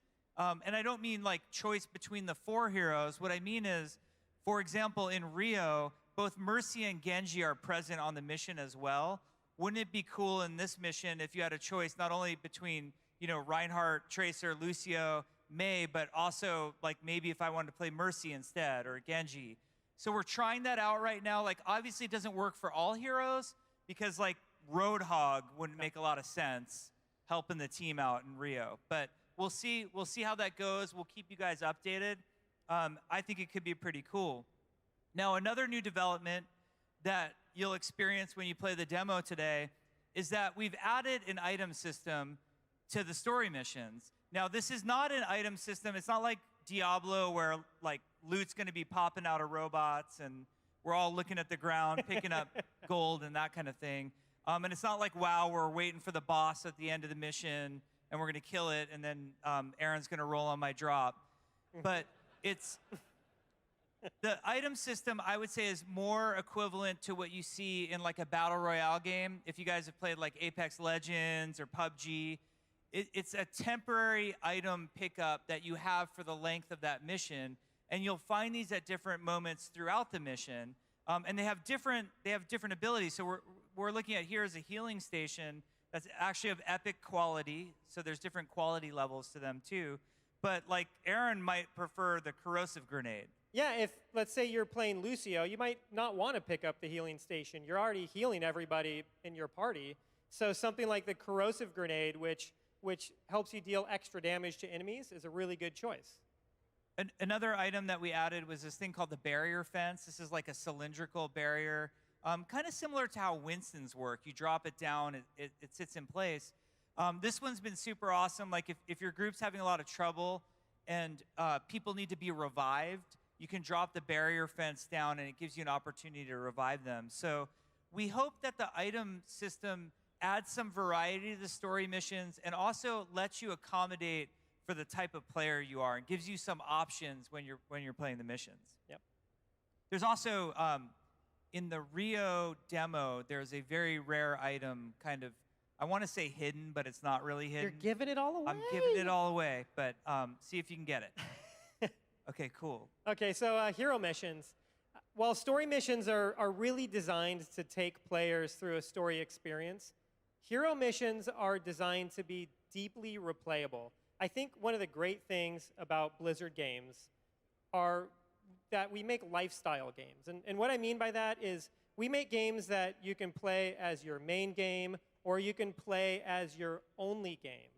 I think that hero missions fit into the role where you can play them night after night, week after week, and year after year. This is really the long tail. Decade after decade. Was I getting a little too dramatic with that? Okay, I do that sometimes. You know, so like one of the analogies that we use internally for hero missions is they're our equivalent to adventure mode in Diablo or world quests in World of Warcraft. So it's something that we really want you to be able to sink a lot of time into. And we'll get into progression a little bit later, but it really dovetails with the hero progression in Overwatch 2. Those two systems rely on each other, and they kind of play with each other back and forth. Now, I think that for hero missions, there's a lot of different things that make them replayable and give them the variety that you need to be able to play them for a long period of time. And one of those is varied locations. And what I mean by this is that hero missions will take place all across the globe in new levels that are coming to Overwatch 2. And in all of the levels that we've already built for Overwatch 1, you'll be able to play hero missions in all of those. So another cool variable that you'll have with hero missions that will keep it fresh and new is that the objectives will keep changing. Mm-hmm. Yeah, so you could do all sorts of different objectives in hero missions. We want them to feel kind of fresh and new each time you go into one of them. So one hero mission might be surviving a holdout in Winston's lab in Gibraltar, or another one might be taking out like a null sector behemoth in Route 66. And so we'll have you going through a lot of different locations, doing a lot of different objectives, and the third piece to them is the hero roster that you'll be able to pick from. So in story missions, we're trying to tell a very specific narrative, and we need there to be certain heroes there. And like Jeff said earlier, it doesn't really make a lot of sense for Widowmaker and Tracer to go out on a story mission together. But in hero mode, we want you to be able to pick from all of the different heroes that are available. Yeah, we feel like hero choice is extremely important. One of the things that, in general, both story missions and hero missions we're really excited for is the promise of Overwatch is that there's these 31 amazing heroes for us to play with. But the reality for a lot of us is I might be good with about 4 of them.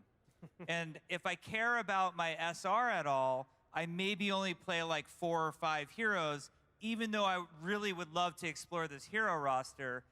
The good news is we feel like in the PvE side of the game, you will really get a lot of exploration through the heroes. And I think hero missions in particular will feel great to play and level up different heroes. Yeah, definitely. And there's a lot of reasons to pick from different heroes here. As Jeff mentioned, and if you're playing competitive, you might want to stick to just a few. But as you're going on different hero missions, you might want to pick a particular hero because you think it's really good for a certain objective type. Bastion and Reinhardt work really, really well in holdouts, you know? You might also be picking a hero because as we get into the progression system, you'll see you might want to start leveling up a hero because you're really excited about a particular build that you might be able to get for that hero. I can't wait to talk about the progression system. But before we do, there's one more part of what's going to keep the hero missions fresh and keep them interesting, and that's different enemy groups. Yeah, so well, you'll be able to play against a lot of different enemy groups in hero missions for Overwatch 2. You saw Null Sector in 0 Hour, the cinematic that we showed during opening ceremonies. There's also Talon. Talon has obviously been a force for evil in the Overwatch universe, and I hope that we can see more of them in Overwatch 2 and kind of see what they're up to. And then beyond those two, you know, there's other things. There's other threats that are out there in the Overwatch universe, and I'm hoping that we can see I think everyone could imagine some amazing enemy groups that they'd love to fight against in Overwatch 2, and we're going to make them. All right, so the progression system. This is really exciting. Now, I have to caveat this a bit. As I mentioned, Overwatch 2 is still in development. We have a long ways to go before this game is fully ready. So we're only showing you kind of a part of the progression system right now. And it's also likely that progression could change a lot from now and the time that the game is released. You need a lot of iteration, a lot of play testing on this type of system. But we wanted to share parts of it with you. So by no means is this comprehensive. This isn't the only ideas that we have. This is sort of the tip of the iceberg. And it will give you a sense of the direction that we're exploring right now. So an interesting thing to talk about is the talent system. So we had originally designed the talent system for hero missions, not story missions. But as we were approaching BlizzCon this year, we knew that we were going to show a story mission, and we didn't have any progression stuff to show, and we thought it was super fun. So we actually hooked up the talent system from hero missions into the story experience. And there was like a funny side effect of that, where many members of the Overwatch team were like, actually, this is really awesome and super fun, and I hope we figure out a way to keep talents in the story missions eventually when they happen. So I don't know if that's going to be the case by the time the game launches, but for now you can see Tracer has a level. She can level up, and at different levels she gets different selection of talents. And these talents do different things. They definitely have player power involved. That's the goal. We want you to feel more powerful. Now, I know a lot of people raised an eyebrow when I said that. Any sort of talents or progression or anything like that is not going to come into the competitive part of the game. We're not going to make it so my Tracer is more powerful than your Tracer. Well, mine is, but anybody else's Tracer is more powerful. We want to keep it a fair playing field. But like we always say, when it comes to PvE, the robots don't post on the forums. Exactly. Yeah. We can make it unfair. You know, it could be OP, yeah.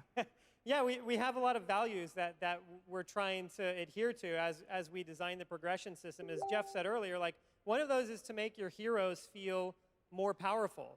You'll become more powerful. You'll be doing more damage as you progress through this system. But that's not all. We want you to feel more versatile. We want you to be able to put together a build for your hero that fits your particular play style. And we also just want your hero to be able to feel different from other people's heroes as well.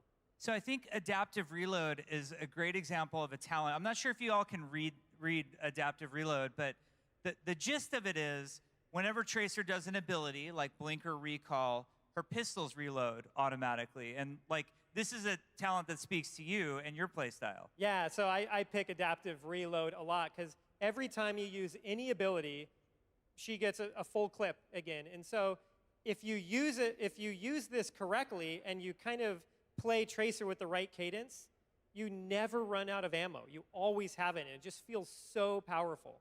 Now, other players don't have an issue with Tracer's reload cadence. It feels natural to them. They're used to it. Is there like a problem with the way that I... No, okay. no, it's okay. The world needs you too, Aaron. But you know, some other players might want to take an ability like Chain Reaction, which is a little bit more powerful, but centered more around her ultimate.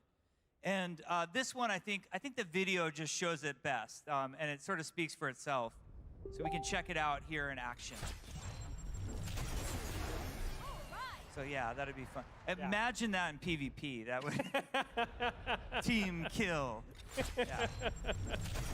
12,000 IQ. Obviously, we think that would be awesome. Now, let's show you some other talents that are work in progress, but we think are cool. Yeah, this one is super exciting. So any Hanzo mains out there? Yeah. Okay. So Jiro's guidance. This is any arrow that hits an enemy detected by Sonic Arrow will seek and pierce all other detected enemies. I know it's kind of a mouthful, but you can see it in the video here. The talent speaks for itself. So, and this one is cool too because Sonic Arrow is useful in PvE, but nowhere to the degree that it is in the competitive side of the game. So this adds a lot of usefulness to it on the PvE side of the game. Yeah, and hopefully you guys can start using your imagination for the different types of things that we'll be able to do with talents here and how you'll be able to use some of them to kind of combo into other abilities. So, Oh, gosh. oh yeah, here it comes. This one is called Epic Enter. Did I say it wrong? No, that was Okay. perfect. Okay. Oh, Epicenter. Okay. As many of you know, Reinhardt's Earthshatter ability is a cone-based ability. But imagine if it worked in 365 degrees. Yeah. 360 degrees. Because 365 degrees would be breaking mathematics. Sure. Yeah. I actually think what this one does is it makes a bicycle magically appear. Wow, and it did make a bicycle magically appear. So really fun for you, Reinhardt. Where does it come from? Where does it? I think it makes a robot transform into a bicycle. Aaron and I have watched this like 500 times, and it doesn't get old. Not at all. So this one was in the gameplay movie. Do you want to talk about Yeah, it? okay. So this is a cryo freeze ability, and when it ends, it'll instantly freeze all nearby enemies. And if any of you are May players, you'll kind of, yes. You'll know that like coming out of cryo freeze is kind of a scary moment where all the enemies are just kind of waiting there to blast you. And so this talent kind of takes care of that.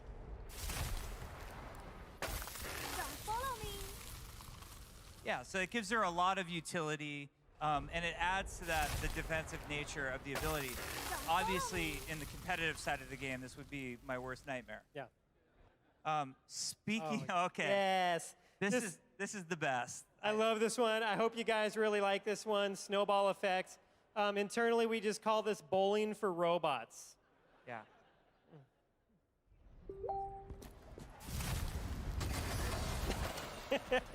you can't let the hamster have all the fun. No.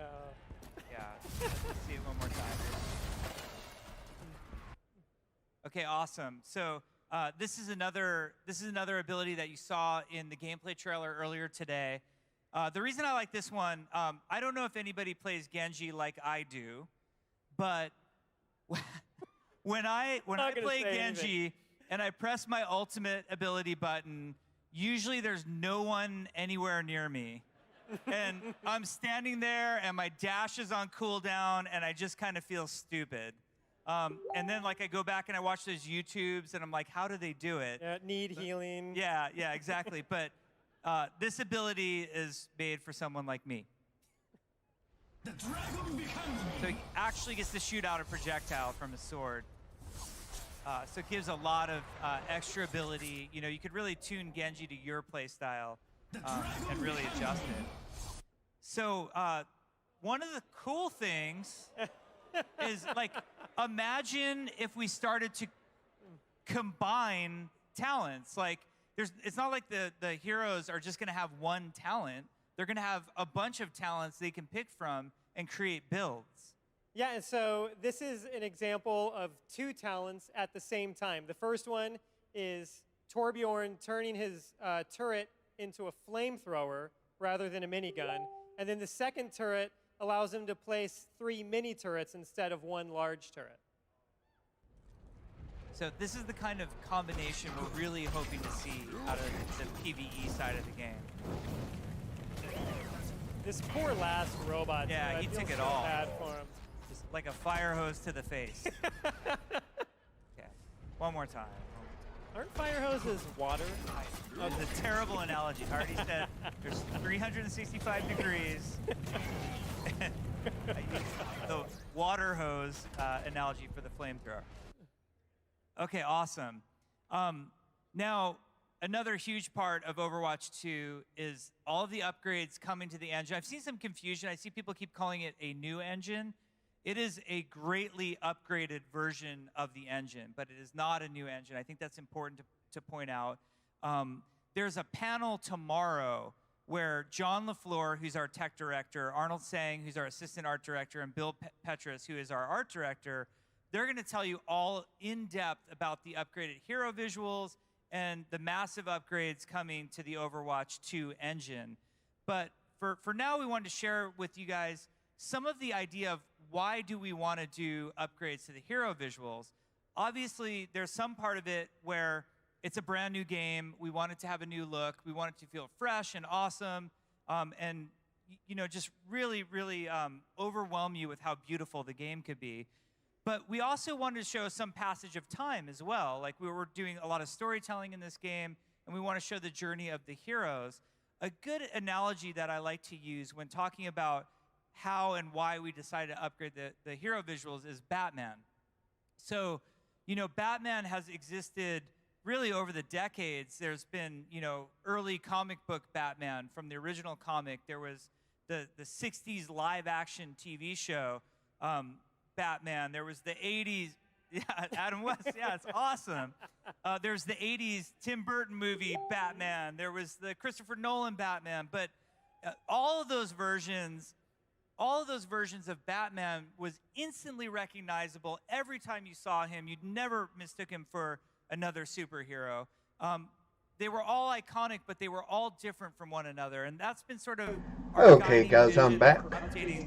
Looks like we have just a few minutes left of this, and then we'll be heading on into World of Warcraft.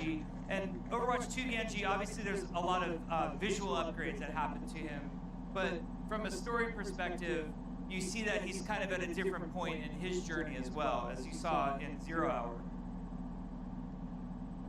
So here's a sneak peek. I don't think anybody's seen Torbjorn or Bastion's new looks yet. Miraculously. The internet was lazy this week and left these for Friday. I don't know why. It's so boring.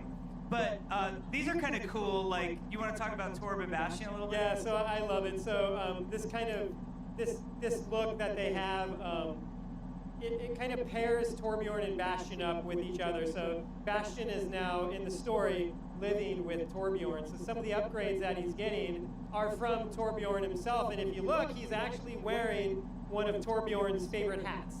He needs to keep the sun out of his eyes and rain off his head or something like that. Totally need that as a robot. Cool, so this is actually rendered in the Overwatch 2 engine. These are the actual character models. And, obviously they all have the new looks here, but other things that's going on here is we have a completely new way of doing eyes in the game. We have a new way You got to admit, the graphics in Overwatch is awesome. All these things are focuses of our art team and our graphics engine team right now to just make the characters look amazing and beautiful. And when you play Overwatch 2, you'll see we spend a lot of time bringing the characters even closer to the camera because we're really proud at how they're looking right now. Yeah, so much of Overwatch is just about the heroes. Like, we love the heroes in the world of Overwatch. I hope that all of you guys love the heroes in the world of Overwatch. And yes, we just want to be able to get up closer to them. We want you guys to be able to see them in more detail, and so we're putting all this time and energy into it. And with this new game, with Overwatch 2, we have a big story that we want to tell too. So the engine needs all these upgrades. The map that you guys can play on the show floor, Rio de Janeiro, it's twice the size of any map that we've ever made for the game. And the guts of the engine have just had to get upgraded in order for us to be able to deliver all of this story to you. So the hero visuals and the map stuff, like Aaron's talking about, is not the only new changes to the game. We've also completely upgraded the HUD. So you're seeing that here. We're trying, the goal with the HUD is to get it out of your way. So you're not thinking about it. It's more something that you Am I the only one that has like problems in Overwatch because I'm constantly dying, The good news it's is a fun game, but I die more than anything. And every single hero in both the Rio demo and the Toronto demo has a new HUD. So you can give us feedback on all of them, and we have time to make tweaks and adjustments. This was done by an artist named Jason Kirby, who works on our team, who did the new HUD. One of the things I love the most is the new Mercy UI. Yeah, I love it. You can see the Pharah portrait down there. You see who she's healing with the health around it. You can also see there's new hit markers around the reticle. We have new edge of screen effects. We take this part of the game really, really serious.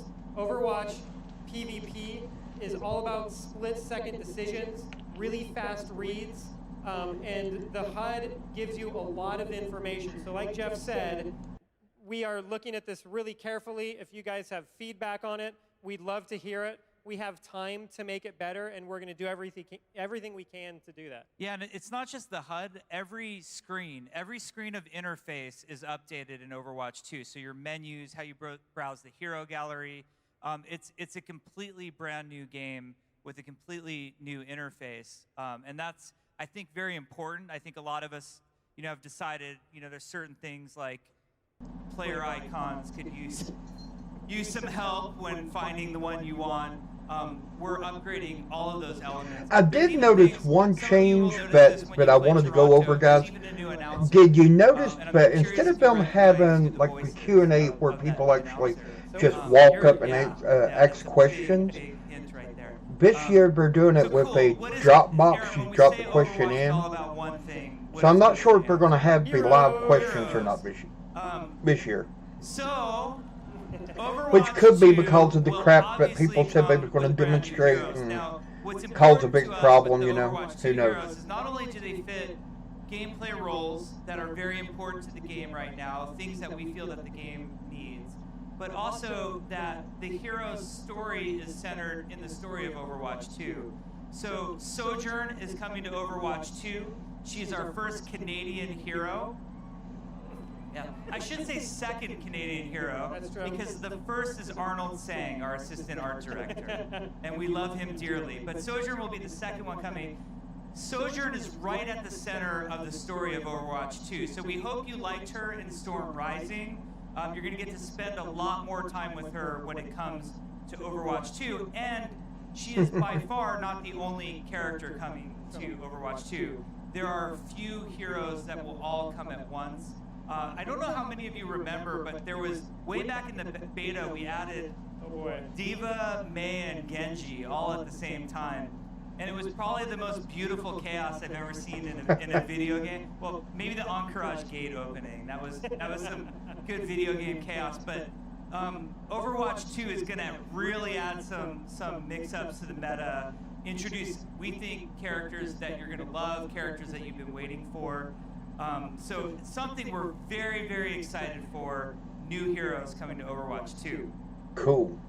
Now, I want to touch on this again. I mentioned opening ceremonies, and between opening ceremonies and the panel, I've been spending time reading people's reaction, and there seems like there's so much confusion about what does redefining a sequel mean. So I'm going to try to put it in a different way this time. Imagine we're coming up with a brand new game that we're dying to make, and it's called Overwatch 2, and we start to think of the feature list that we want.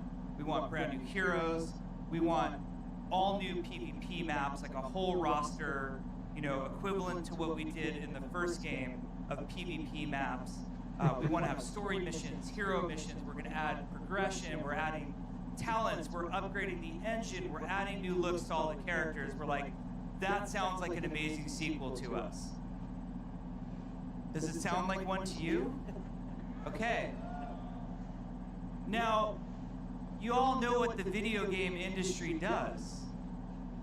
And you are the most powerful people in the video game industry. It is not us. It is you. You have more of a say than anybody else. And how many times imagine your favorite game. It could, let's say it's a game that has, I don't know, Space Marine in it, that has PvP and PvE and has a story, and you want to play Space Marine number 3 because you've been playing Space Marine number 2, and the day that comes out, you lose all your stuff, and then your buddy, because his grandma didn't buy it for him for Christmas, is playing Space Marine 2 and you're playing Space Marine 3. And you don't get to play together. You don't get to play together. And all the stuff that I earned in Space Marine 2 doesn't come with me. We think that sucks. We don't think that should be rewarded by you, the most important people in the game industry. So we wanted to make it so that every one of the new PvP maps that's coming to Overwatch 2, every one of the new heroes that's coming to Overwatch 2, and new heroes beyond that will go to the players, our dedicated fans who have been with us for all these years from the original game. We think that's important. Now that's pretty cool. We also feel like it's important for all that hard work that you've done. The Baptiste vampire skin you all just earned last week. Do you want it to go away? No, we want it to come with us. So that's what we mean by redefining a sequel. I know there's a lot of confusion. I actually think it's really simple. The game is a big game. It is a true sequel in all of its features and everything it does. We just don't want to be jerks about all of our loyal players who might be wondering if they should get the game or not. That's the idea. That's great. Now, see, that would be a good concept for a while, too. You can't play an expansion BFA because you don't have your money. But you still get to have the characters or whatever, you know? I think that would be cool. Battle.net on the PC What do you guys think? platform, the Nintendo Switch, PlayStation 4, and Xbox One. So Oh, wow. every single platform we support today will be supported for Overwatch 2. That's cool.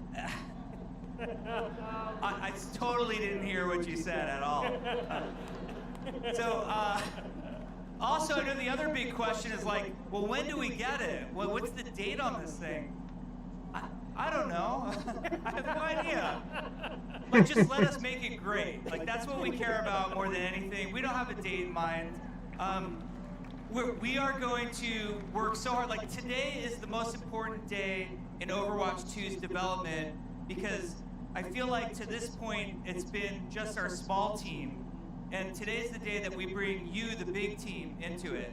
And what do you want out of the game? You're going to all go, you're going to play the demo, you're going to post feedback, you're going to talk to us here today.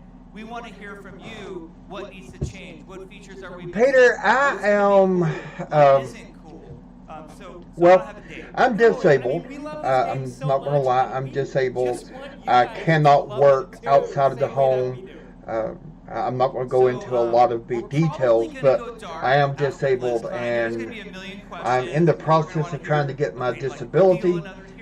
However, currently, I'm more or less, I do odd jobs, try to get some money together that way. I try to do YouTube, get the channel to grow as much as possible because, you know, it does pay a little bit of revenue as you go. When you get bigger, like a huge channel, for example, something like Bagular Gaming, he gets enough money, he don't have to work outside the home. He is at work when he does his channel. But for me, I do videos, I do work on people's computers, you know, I do a lot of odds and ends, but with my disability and the fact that my father-in-law is terminal, I can't go outside of the home to find a job. But no, I mean, I have no problem. Any questions you guys have, ask. I'm not above answering anything you want to know. Unless it's like, what's your bank account number, or, you know, what's your social security, I'd have to say no. But other than that, I don't care. You can play that. Hey, thank you. Be sure to subscribe, Peter, if you've not already, and tell your friends, and get them to subscribe as well. That would be awesome. Right now, I'm just starting, I mean, I've been around for a while, but the channel's just starting to grow really good. And thank you all so much. Every subscription, every viewer, it adds up and it helps. The fact that so many people came here today to spend time with me and Aaron. Thank you, Peter. I'm glad to see that you have subscribed. It means a lot to me, and you know, welcome to the Hulk Gaming family. I appreciate it. Thank you.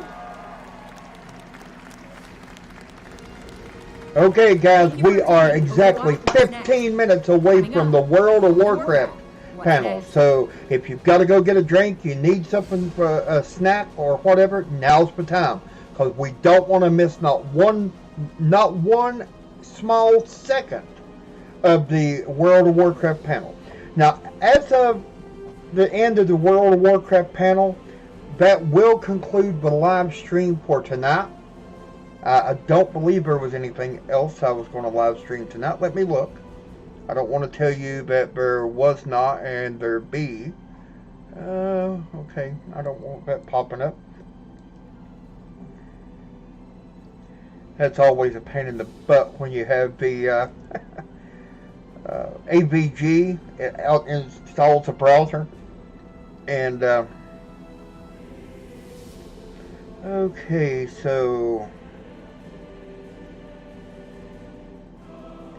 yes, after the World of Warcraft panel at 6:15 my time, 6:15 p.m. Eastern Standard.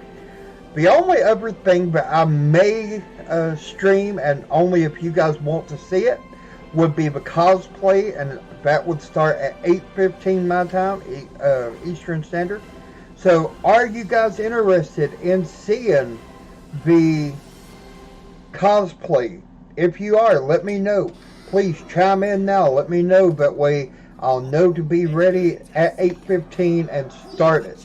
Otherwise, I'm going to just worry about dissecting everything, all these videos, all of these live streams, and going back and watching the opening ceremony, which I missed, and creating as many videos as I can for you guys, going into deep details and deep dive about what I feel we can look forward to coming up. And obviously now we know what we got coming, but there's always speculation about, for example, the Shadowlands. How will we get there? Will we go by boat? Will it be a portal? Will it be a spaceship? How do we get there? You know what I mean? So it's definitely something that I'm interested in doing a lot of videos on, and the videos are going to blow up over the next, say, week, a lot over the next just couple days, as a matter of fact. So please be sure to let me know right now if you're interested in the cosplay. The cosplay starts at, I believe I said 8:15 my time. Let me make sure. Cosplay 8:15 my time, and it goes through until 9:15 my time. So we will be doing a possibility of that if it's something you guys want to see. Just speak up, let me know. And then also let's just for fun check what time we're waiting. Let's see. Featured, I guess, would be where the old ones are. Okay, that's the opening ceremony. They have it up for replay.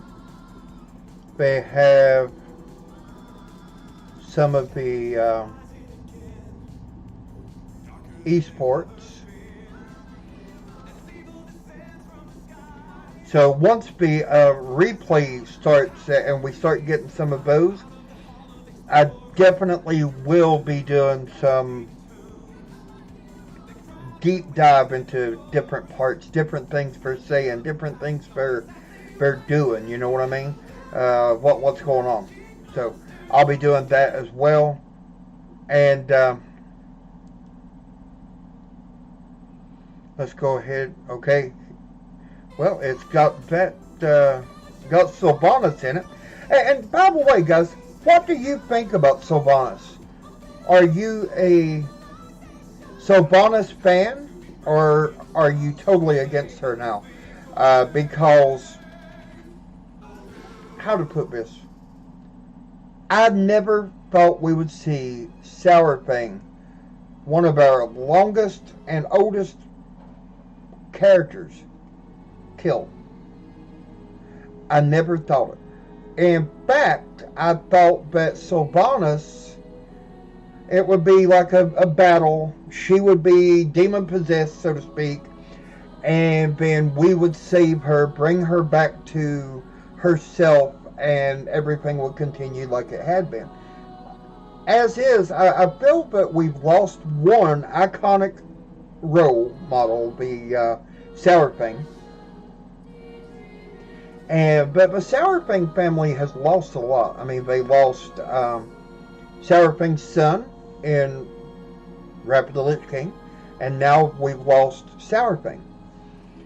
But I also feel that in a way we've also lost Sylvanas, because the Sylvanas we knew, the leader of the Forsaken, the undead leader, the one who was always worried more about her undead than anybody else, and who made no mistake of letting everybody know, I could care less about you.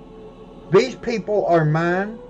These undead, these Forsaken, they are my main concern, and I am their leader. She never made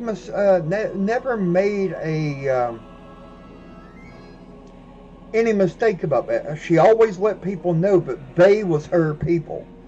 So, but now she's flew off into the middle of nowhere. Where is she now? We don't know. And her people are left without a leader. So, will we kill her? I don't know. Will she come back to the Horde? And here's the question. If she does come back to the Horde, can we trust her? Can we allow her back? Or if we do, are we going to be betrayed again? What are your thoughts? Let me know, because I'm very interested about this.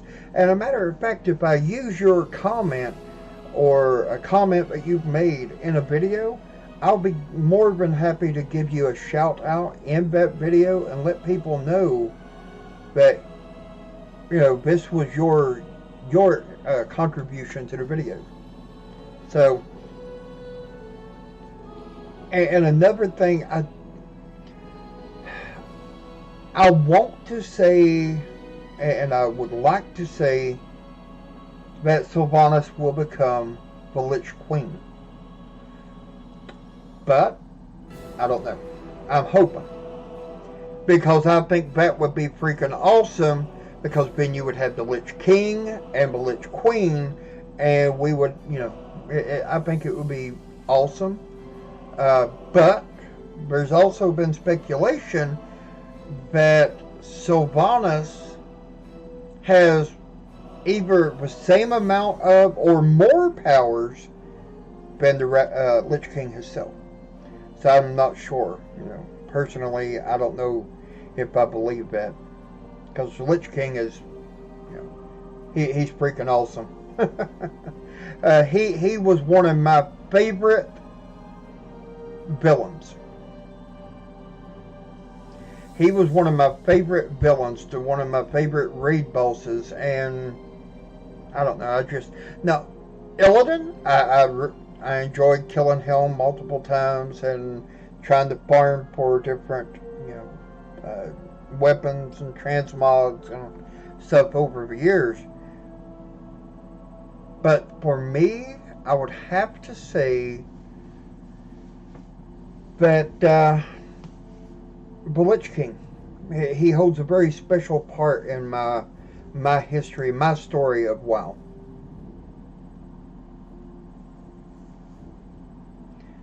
What would your favorite raid boss be, or favorite expansion even?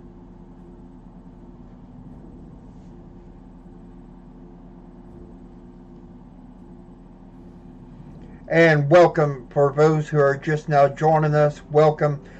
And we are minutes away, looks like 2.5 minutes roughly, from the World of Warcraft What's Next panel.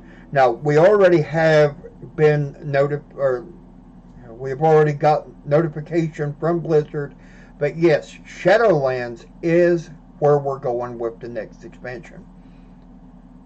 But is that all that they're holding back? I highly doubt it. Blizzard is, especially lately, they have become very good at keeping secrets,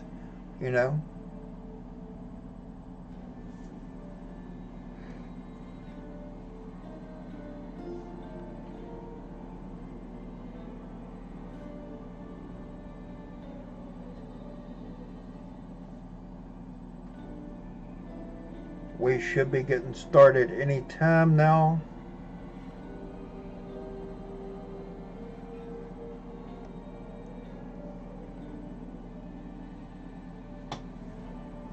So again, guys, one last time, asking before the panel gets started: are you interested in the cosplay being streamed? If you are, let me know, because if you're wanting cosplay streamed, I'll do it.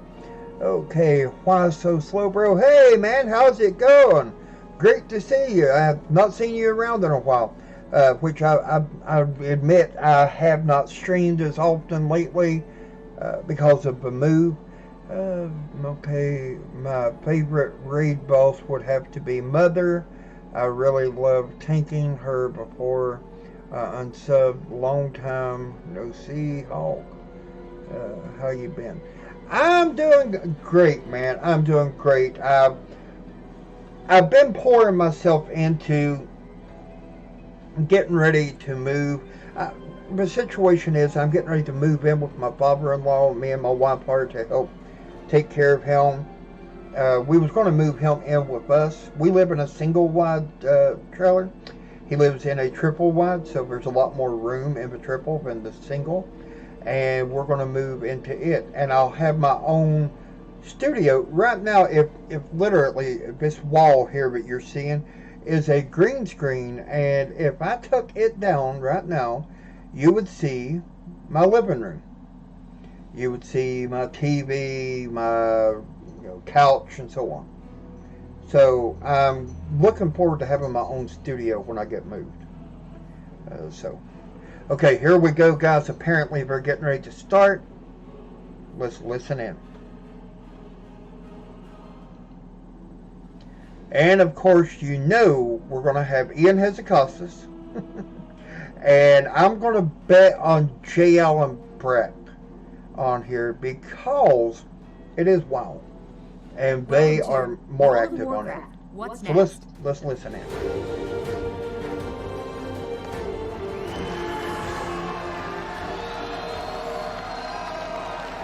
BlizzCon!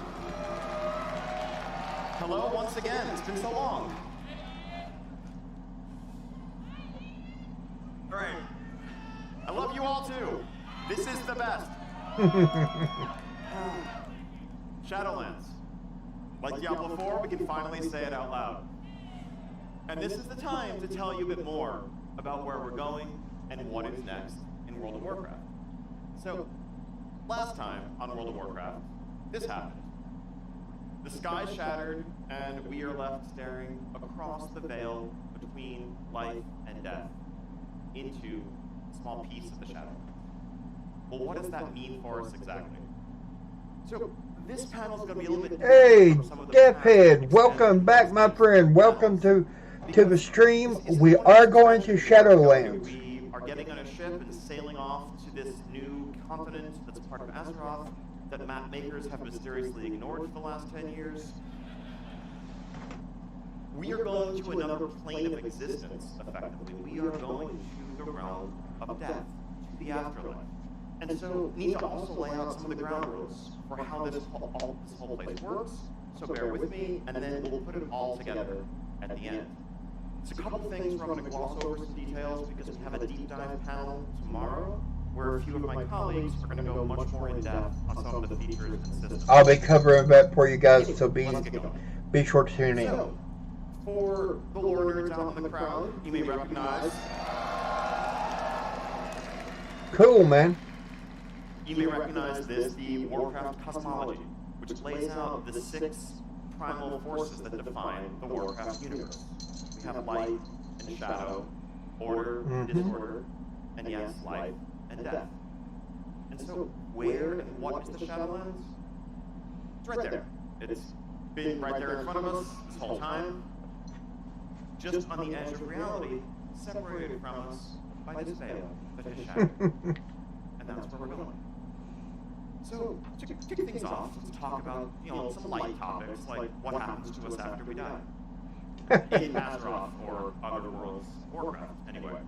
So, when death comes, a soul crosses between life and death. Spirit Healer makes that determination, and a winged bearer comes to bring the soul into the Shadowlands.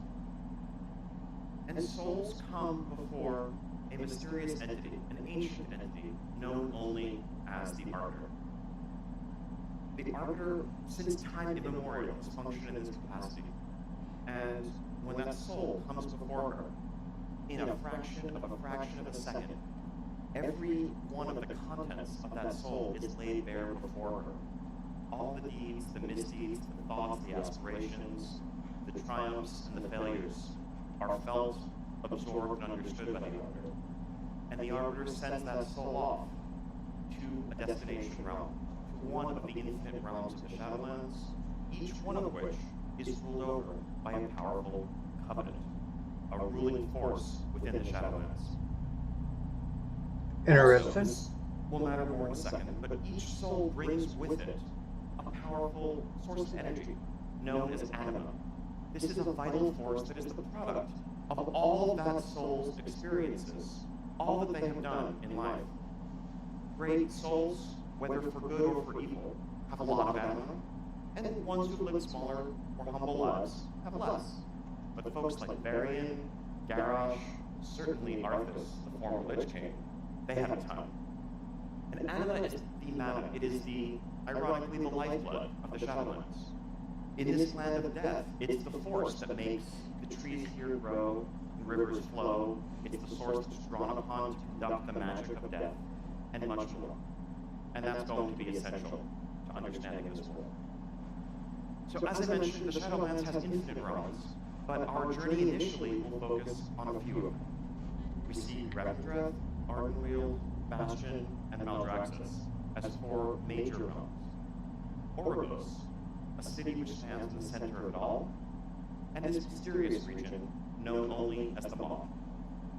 Let's start talking about it. So first off, Bastion. Now for each of these zones, I'm going to start by showing a piece of our internal concept art that helped define the look and the feel of the zone, and then we'll see how that turned into reality within the game. So this piece, which I'm sure you're all seeing for the very first time ever as an exclusive part of BlizzCon, reflects our artist's early take on the splendor of Bastion. Bastion is ruled over by the Kyrian Covenant. Now the Kyrian are the forebears of the Valkyr and the Spirit Healers. Okay, that's cool. The Kyrian are ordered and purposeful, and the souls that find their way here, that are sent here by the Arbiter, are ones that have had some natural calling in life to service in one form or another. They don't come here fully ready to assume their ascended role as a Kyrian. Souls come with burdens, and a lot of what goes on in Bastion is meditation, reflection, understanding self through combat and other means to shed those burdens and be ready to ascend to an eternity of service in the afterlife as a Valkyr or a Spirit Healer or one of a couple of other paths. Oh wow, that would be cool. That might be familiar to us, who ended up in Bastion, is Uther, the Lightbringer. And we will be encountering him, among others, in our journey through Bastion. I like it. And of course, if you haven't had a chance to check it out yet, Bastion is the zone that's playable here on the show floor today. So here is a look at some of the environments of Bastion, glowing, resplendent, and very much distant from the dark and dreary images that might have been conjured up when you first heard the words Shadowlands. The land of death is not all darkness. There's a distinction there. Next, a bit of a darker place, the zone of Maldraxxus. So Maldraxxus, as initially defined in this concept, is ruled over by the Necrolord Covenant, and it reflects the heart of the Shadowlands' military might. The souls here defend the Shadowlands from external forces and wage war on the enemies of death. These are the forces that were called upon by the Lich King, by his servants Tel'Thuzad and others. And we've seen a piece of that. Now, while at a glance, I want a set of them ears, guys. If I could get a set of the Blood Elf ears, I would wear them on live stream. While this power certainly can be used for evil, at its core really is more about just a relentless spirit, unyielding search and pursuit of power, strength inward and outward. And an example of a soul that ended up in Eldraxis is actually the warlord Draka, of her thrall, who, while certainly not an evil, wicked soul, was one who would never kneel, never bow before another. And she has actually ascended to a position of some prominence within Maldraxxus, as we will discover when we journey there. Let's take a look at how this is coming together. You know, if you think of Legion as the old Burning Crusade look and feel, dialed up to 11, Maldraxxus is very much Eastern Plaguelands, the Scourge, and more, taken to the nth degree. This is the source of that power, and much more. Next, Ardenweald. Ardenweald is an That's pretty enchanted cool fairy art. forest, and that was what we were setting out to create, and this concept by our environment team really helped define that look, the general vibe that we were going for. Now, Ardenweald is ruled over by the Night Fae, and we are familiar with the Emerald Dream, those of you who are druids maybe more so than most. And if you think of the Emerald Dream as a reflection of the spring and the summer part of nature's cycle, Ardenweald reflects autumn and winter. It's a place of rest, yes, of death, but also of preparation for eventual rebirth. Because the journey into the Shadowlands isn't necessarily a one-way journey. And spirits of nature are the ones who are called powerfully to Ardenweald, and most of them come here to rest and to prepare to serve the wilds once more. An example of a powerful, well-known soul who ended up in Ardenweald is actually demigod Cenarius. When he fell before the axes of Brahmash Hellscream and his band of felon-fused orcs, his soul passed into Ardenweald, where he rested and recovered, and returned to serve the wilds in a time of need during the events of the Cataclysm. Here's a look at how that general, those concepts have been translated into in-world environments. As you look up in Ardenweald, you're looking at the underside of canopies of magical ancient trees that almost look like staring up at the night sky. There are also some parts of Ardenweald that aren't faring quite as well, that also reflect some sorts of powers that we may have seen recently, especially for those of you who are playing Alliance, Battle for Azeroth, because Ardenweald is also deeply connected to the Drust, who come from the land of death. Fourth up, Revendreth. Revendreth is awesome. It's basically just a creepy, gothic zone, miasma, soaring castles, villages in their shadow, and looks awesome. Horrors lurking around every corner. I love castles, so. Revendreth is ruled over by the Venthyr. This is our fourth major covenant. And Revendreth, unlike the other realms, maybe isn't the place that you would want to go or hope to go as a soul passing into the Shadowlands. The souls that the Arbiter has sent to Revendreth over the years tend to be the ones that have some flaw, whether it's pride or some other problem that's kind of blocking them, that's hindering their ability to serve the Shadowlands in one of the other known paths. And they come to Revendreth to atone, do penance for their misdeeds, and potentially to be redeemed and to move on to one of the other realms, or perhaps not. Revendreth is not a particularly fun place to be, but it's an essential part of the engine of death that is the Shadowlands. An example of a soul that came here, and whom we will encounter in our journeys, none other than Kael'thas Sunstrider. This is freaking awesome, guys, because we're going to see a lot of our... found his way to this dark land. A lot of the ones we thought was gone, So they're coming back. A look at the landscape, the silhouette of the spires that define the environment. This is one of my favorite zones. I can't wait to explore it. I can't wait for all of you to check it out. There are also parts of Revendreth where the light is actually broken through the clouds and seared the earth, and some are actually caged up here because exposure to the light does horrible, horrible things to many of the souls of this land. Okay, so I used the word covenant a whole lot. What is a covenant?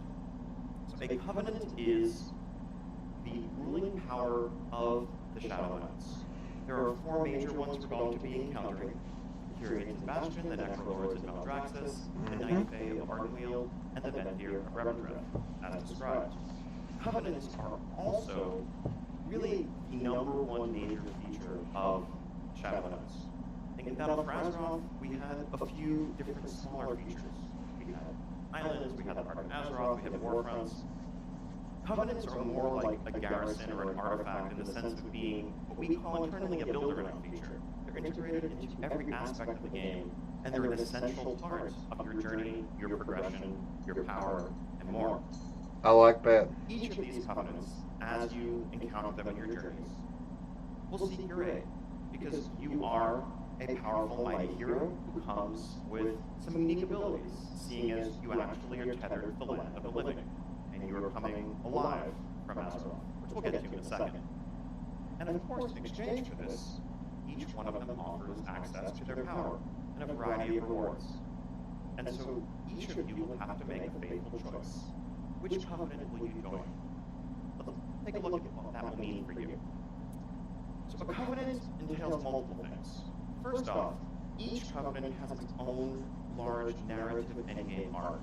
So in Battle for Azeroth, we have the Horde War campaign and the Alliance War. I bet we're going to see Vulcan for this expansion. I'm hoping Ponsomity will make another appearance.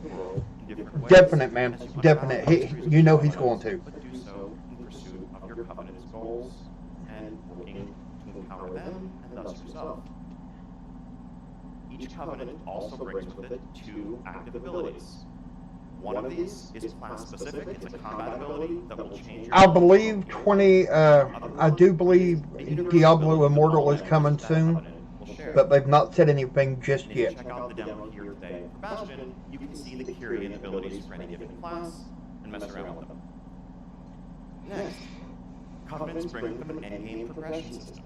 It's a ritual known as soul binding, where as a member of a covenant, you can bond your soul to a powerful denizen of the Shadowlands, enhancing your abilities, unlocking new ones, and having a ton of customization there.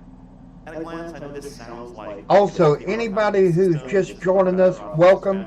Also, if you've not already subscribed to the channel, please do. It would really help me out, and I'm trying to let the channel grow as much as possible.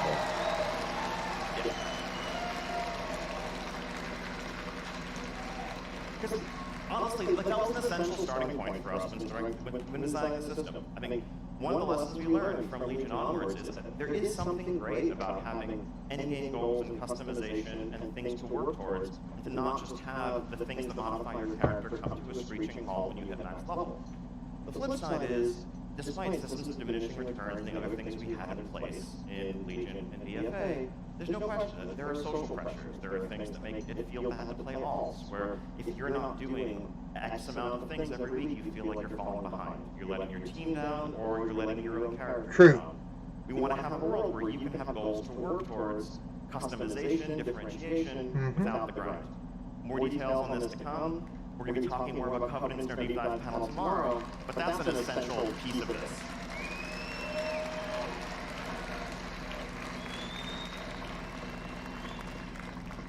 And of course, alongside the power, is also a wide array of cosmetic rewards that each covenant has. We saw some of the armor sets in the expansion trailer, and there's a whole lot more beyond that. I'll give you a tip. Please put the volume down on your mic. My main is,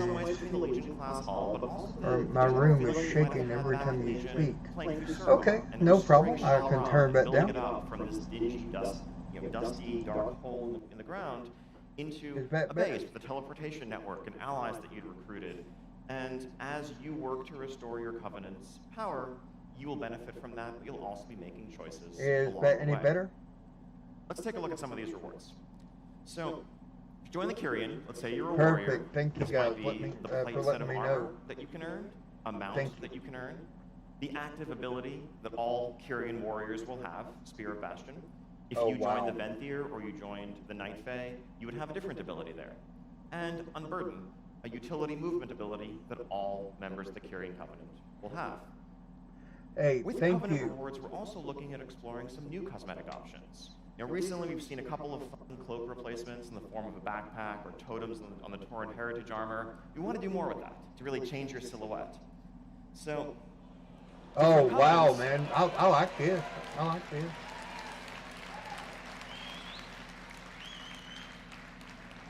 So yeah, each covenant will offer a set of cloak replacements or back attachments. So whether you want, a halo or a pair of wings, or depending on the different covenants that you're joining, a different aesthetic entirely, you can pick the one that best suits you. Oh, I like this. Okay, so covenants. Taking a step back, let's get back to the world for a moment. So I mentioned the 4 zones, each of which has a covenant, and at the center of it all rests Oribos. Oribos is a city that, again, predates memory. It is of an unknown construction, and it is the home of the Arbiter, this powerful, mysterious being that really fuels the machine that is the Shadowlands. And that has drawn to it, over the millennia, all manner of beings across the Shadowlands, and even some from other dimensions. Brokers and soul traders come here to wheel and deal. The politics of this entire dimension center on this bustling city at the heart of the Shadowlands. And this will also serve as our sanctuary city, our main player hub in our adventures through the Shadowlands. Cool. Khadgar wanted to bring Dalaran through, but we figured there was already a city there. Not needed. Last zone. This mysterious place known as the Maw. Yeah, this is about World of Warcraft. Anyway, there is no covenant. But our knowledge is very, very limited about this place. You see, the Maw is a swirling vortex of darkness, almost like a black hole. And precious few souls over the eons, the Arbiter would send directly into the Maw. Those were seen as the most tainted, the most irredeemable, the darkest, most dangerous souls that were consigned to the Maw, as much for their own potential punishment as to protect the Shadowlands from what they could otherwise bring with them. Thus, the Maw is like a a prison, more or less. to even the natives of the Shadowlands, even the ancient ones. It's known to have, through whispers, a ruler known only as the Jailer. But the I've Jailer never is played almost Guild Wars, so I like the couldn't boogeyman tell you. of the Shadowlands, right? It's the whispered figure of children's tales that, the big bad Jailer is going to get you locked away in the Maw. But basically, nothing is known because nothing has ever escaped the Maw. Hey, Justin, how's it going, man? Welcome. Is one way. Of course, we're going to have to go there. Otherwise, I wouldn't be telling you this. But that's how it's going to work. Okay, so what I just described is how the machinery of death has functioned throughout World of Warcraft's history, throughout the universe's history. But that's not how it's working right now. Death itself. You know, Justin, that's a good point, man. Instead of coming before the Arbiter and filtering out all the realms of the Shadowlands, all souls that have shuffled off this mortal coil in recent years have been pulled inexorably directly into the Maw, strengthening it, causing it to grow, to swell like a tremendous maelstrom. That also means that the other realms of the Shadowlands are starved of this essential force, anima, that souls bring with them. There's a drought afflicting the entire Shadowlands. The Shadowlands are withering as the Maw grows. Now, what is Sylvanas' role in all of this, you may wonder?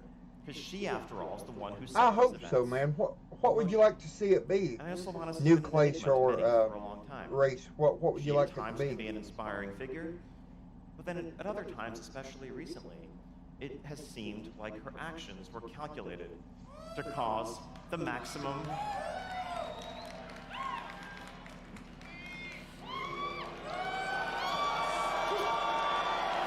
Okay. All right.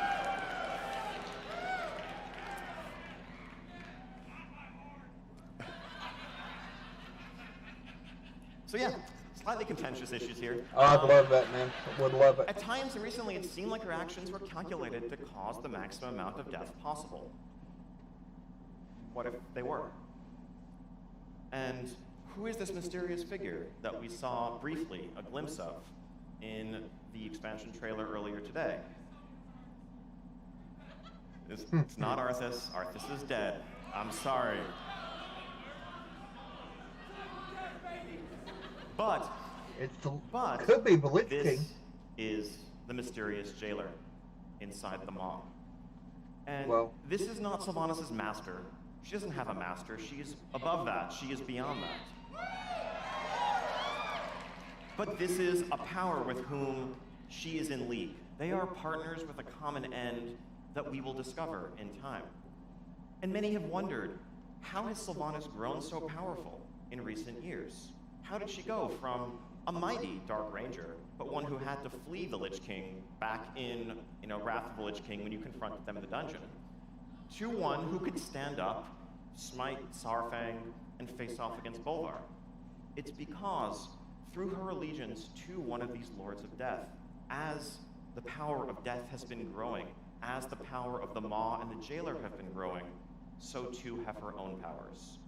And that is a taste of the power that she's drawn upon, and that's part of what awaits us. Okay, now putting this all together. So, expansion launches.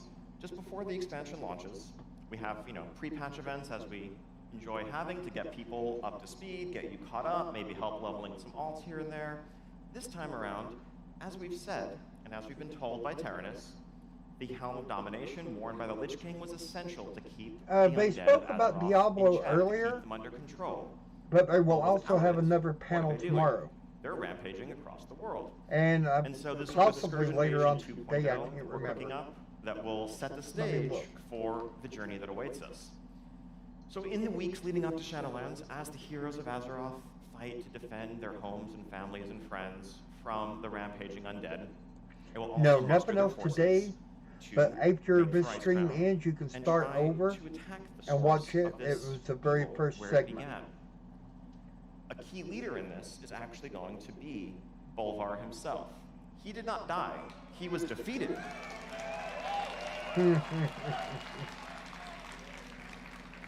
But he actually offers us some unique insight into this situation.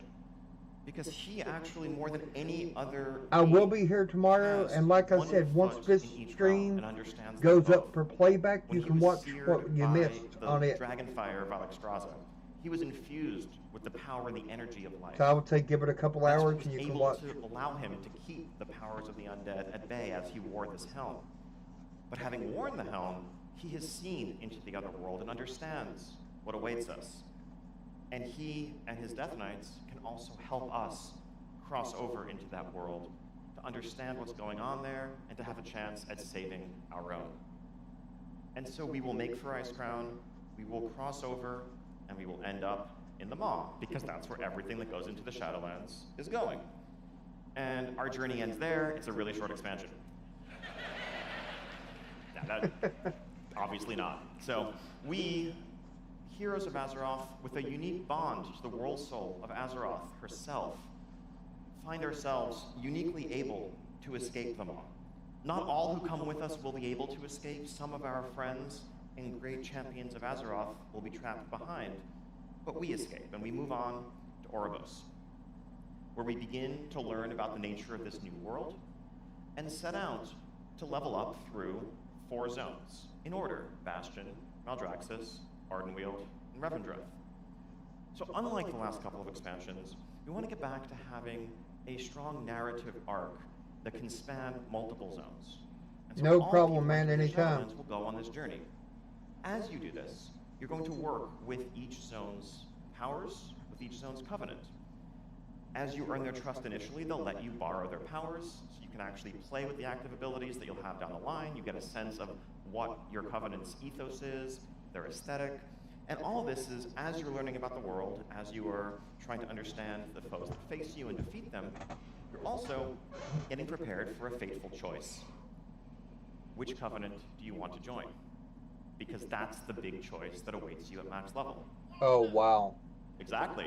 You will choose one of them. And after joining that covenant, you have its powers permanently, your covenant campaign begins, and you move into the endgame. Now, that's how it's going to go your first time through. But what about alts, you may ask? So one of the big things that we got out of non-linear leveling in I'm an Legion and alcoholic. BFA was flexibility when you're leveling your alts. You can have a different journey on one character versus another. But what we lost was the ability to tell a single, strong narrative story. We want to get the best of both worlds this time around. So On your alts, once you have one character that's made it through this journey a single time, we want to say, well, we know, breaking the fourth wall for a second, that you as a player, you understand how the world works. We don't need to teach you how Covenants work. We don't need to teach you about the Shadowlands. So let's just let you pick a Covenant right away, if that's what you want to do. Oh, wow, that's pretty cool. And so you'll have access to their powers permanently, and on an alt, you can level up through any of the zones in any order that you want. You can do the narrative campaign, if that's what you want to do, or you could go to Revendreth first, or you could spam dungeons, or battlegrounds, or whatever. Endgame systems like World Quests will also be available. Ultimately, it's about giving the maximum number of options. Mm-hmm. And finally, you're welcome. And finally, I think one of the questions we ask ourselves is like, well, obviously, one of the things we see with people playing alts is there's a sense of wanting to rush through to get to the end game as quickly as possible. And why is that? And it's not just a WoW issue, it's something that happens in many other games too. A lot of the time, once you've been to endgame, you realize that a lot of things before then don't matter. And so why spend your time on things that don't matter when you should rush and get to the things that do? Well, why does it have to be that way? What if you could begin progressing on your various endgame systems, unlocking powers with your soulbinds and more as you're leveling up? So of course you're still, getting your levels, progressing through that story, getting your character stronger, but the progression that you earn will matter at endgame, and you'll be meaningfully ahead of where you were when you first hit max level in your first character.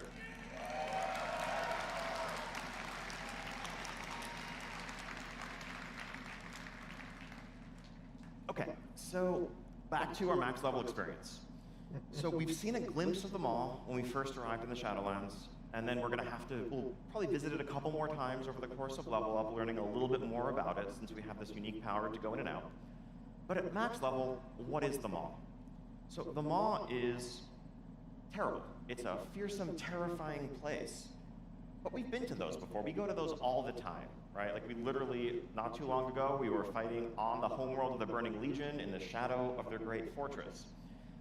And coincidentally, we always manage to find a friendly innkeeper who will sell us water and let us bind our hearthstones. Doesn't matter how evil the place is, there's always that guy with the hearthstone. I got to agree, Not that's here. kind of cool. We really set out in the Maw, in the outdoor space, to build an environment that matches the fantasy of the space. Where when you go in here, you'll have to have your wits about you, because it's a place that wants to kill you at every corner. There are definitely some lessons drawn from revisiting classic spawning and things along those lines. And it's a chance for us to explore some new types of outdoor world gameplay. We're going to have a lot more to say about this at our deep dive panel tomorrow, but I just wanted to tee it up. This is a place that you'll be going to only at max level, and you'll be delving in here to uncover the mysteries of Sylvanas, the Jailer, and much more. At the center of the Maw is this mysterious place called Torghast, Tower of the Damned. Yes, this is the tower that you saw sticking out of the sky above Icecrown Citadel. What does that mean in gameplay terms? I would call this our second major feature after Covenants. Because Torghast is a bit different from anything we've seen before. What Torghast is effectively an endless dungeon. It's ever-changing and defies the laws of reality in a lot of ways. Crafting Torghast, we looked for inspiration to a lot of our favorite roguelike games. And what does that mean? It means an environment that changes each time you come there. When we create this experience, we want it to be one that you can enter solo or with friends. Oh, wow. If you want a sense of endgame progression that is meaningful and challenging, that doesn't require bringing a group with you, Torghast is there for you. Of course, if you want to bring your friends with you, don't say no, you can do that too.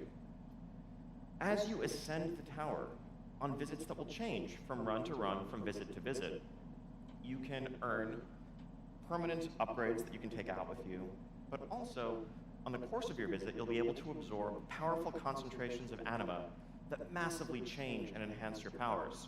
This is one of the other really fun parts of roguelike gameplay. It allows us to offer huge upgrades, transformative things that make each visit different from the next. You can play to your strength, shore up your weaknesses, and much more.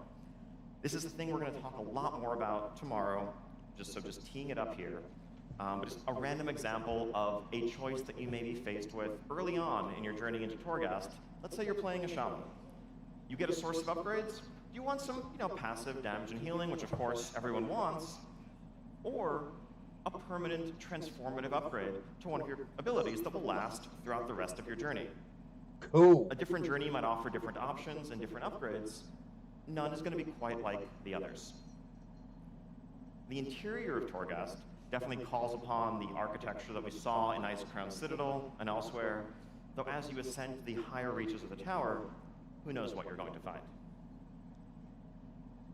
In addition to Torghast, we have 8 dungeons on offer. Wow. 4 for level up, 1 in each zone. Each of these dungeons, of course, comes with the normal modes, heroic, mythic, mythic plus, with all new affixes coming for each season in Shadowlands, and 4 max level dungeons.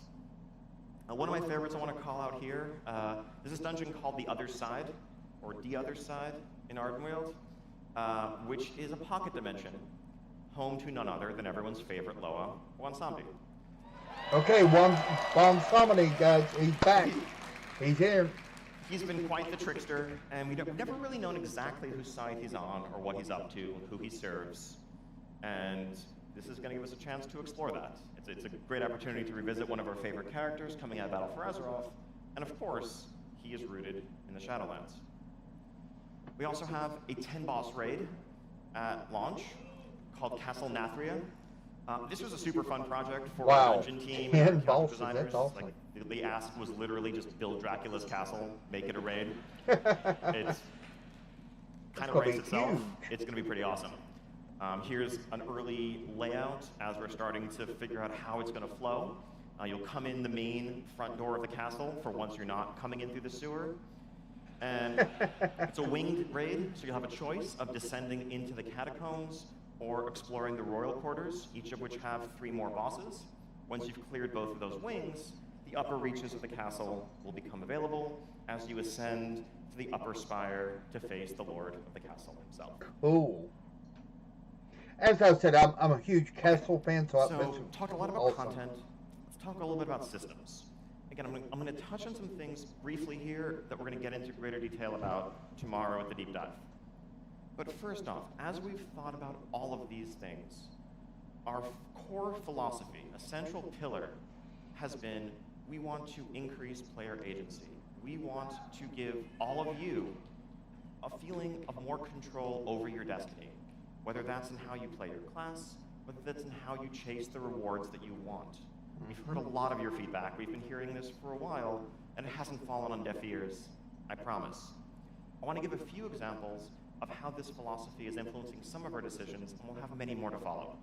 Big expansion systems and the nuances of how loot works, these are things we're going to keep iterating on over the course of development. Could this be player I don't have a housing? fully fleshed out answer to provide right now, but I want to give you a direction of how we're thinking. So, one simple example first. Professions. So, right now, if you are a leatherworker or a blacksmith or a tailor and you want to make a pair of legs for yourself to wear using raid materials, you probably have a couple of stats in mind. Let's say you want crit haste pants. And so you're crafting, and whoops, you got mastery versatility pants. And you craft and salvage and craft until you get the ones you want. Why does it have to be that way? What if you could take a crit gem and a haste gem and add them as optional materials to your craft and be guaranteed to get a crafted item with the secondary stats you want? Wow, that's freaking awesome. I like that. Going to make it a whole lot It's better. a small example. I realize that's not, fixing professions, but we also Guys, I'm very going much to want go make mute armor crafting and professions camera. relevant. in a Enjoy, deeper I'll be way right back. in endgame. The weekly loot chest. Okay, is there any more hated example of RNG in World of Warcraft today? Right, you've done your Mythic Keystone, you filled your Conquest bar, you go to open this chest, and you're pulling from a loot table that has like 100+ items and hoping that you get the item that you want in the slot that you want with the stats that you want, and hopefully it's sockets and Warforges or even Titan Forges, and then maybe you can wear it.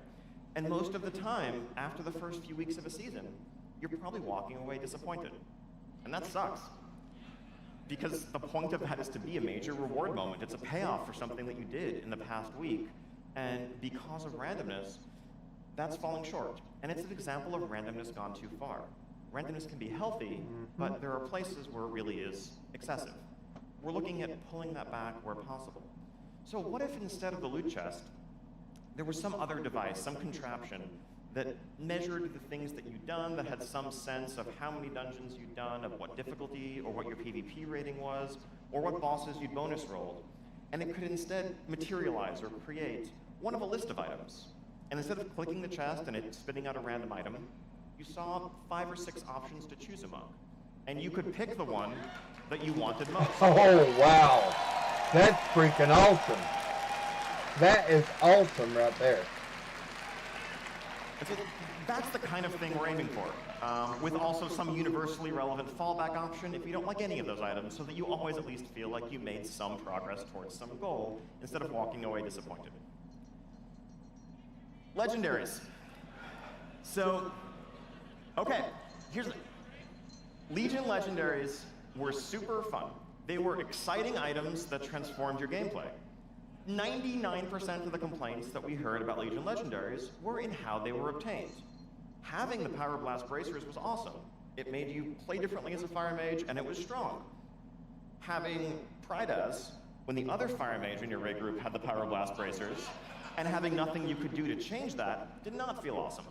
So, we want to bring Legendaries back in Shadowlands, but rather than have them be randomly obtained, we want them to be something that you can work towards actually crafting through your work in Torghast. Oh, yeah.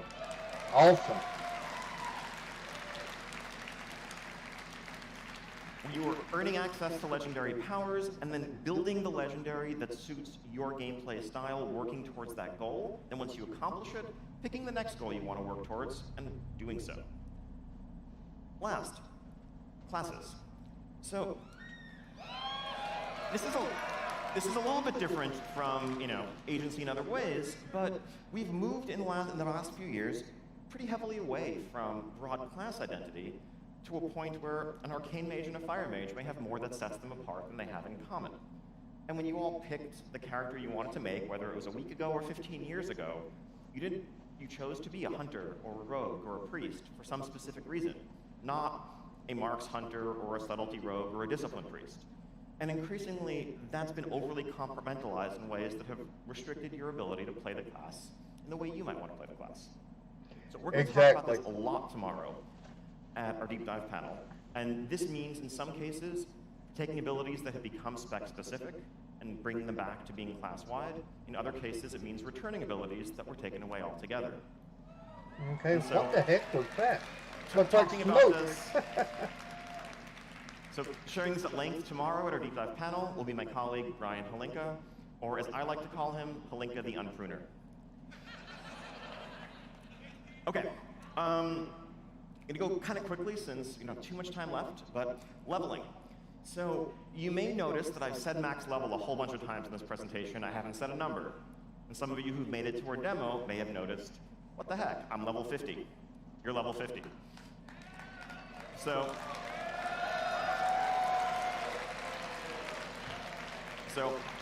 existing 120 characters are 50, everything scaled smoothly in between. Okay, so we'll be leaving this expansion at 50. Why are we doing this? Why these numbers? Ultimately, it's about making the experience better paced. We have hundreds of hours of content that we've built in the game over the last 15 years. We don't want it to take hundreds of hours to get to max level. We want to speed up the rate at which you level to get into endgame and give you more freedom and options in how you do that. But if you're getting a level literally every 10 minutes along the way, that starts to feel a bit silly. So this number allows us to better match the content that we have that should be experienced on the way to max level, and also get back to a place where every level, every time you fill that bar, gives you something, because this is an RPG, and that's what levels should do. Cool.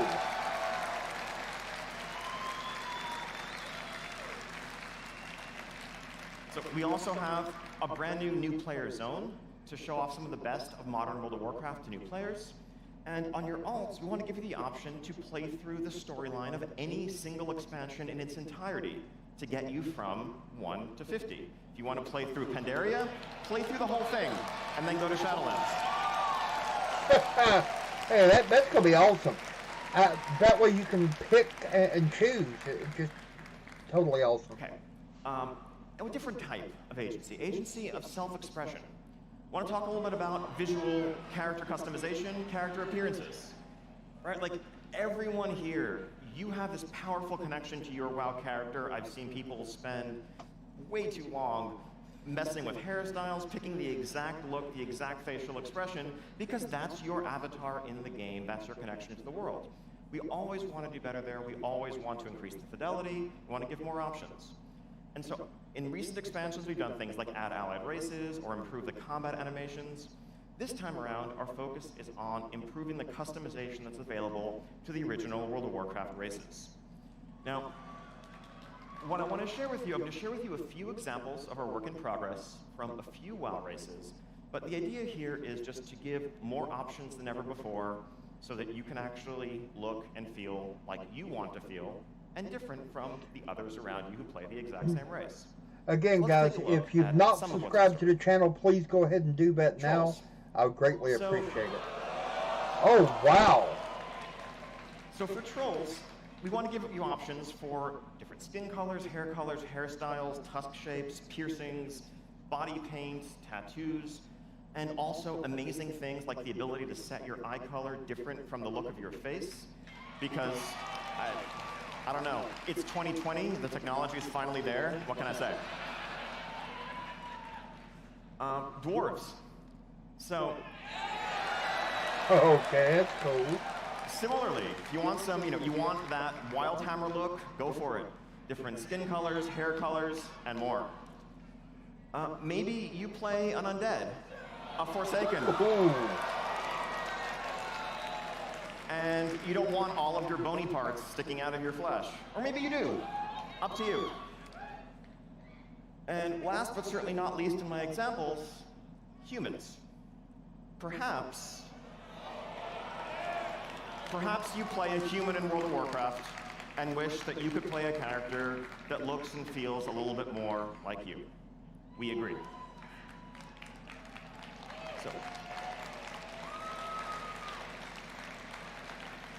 So this is the tip of the iceberg. We have many more examples to come, and this is something really that's an endless process of improvement for us, but this is a first step.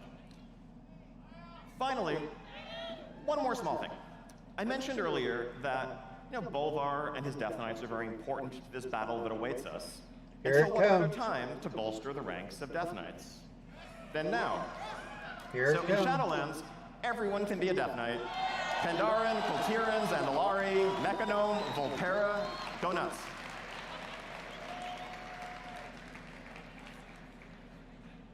All right, that's all I got for now. Thank you so much for joining me on this whirlwind tour of Shadowlands. Lots more information tomorrow. So right here tomorrow, we'll have our deep dive panel at 11, just before noon, and then Q&A and Developers' Tales later in the day. Enjoy BlizzCon. Have a wonderful weekend. I love you all. Okay, guys, what did you think? Thank you for attending World of Warcraft. Personally, I think it's going to be freaking awesome. I'm going to be doing some videos on each, well, not all, but most of the topics that he just mentioned. Okay, and let me go ahead and leave away from the live stream because I won't be doing the Hearthstone one. But yeah, I'm hyped for D4 and Shadowlands definitely.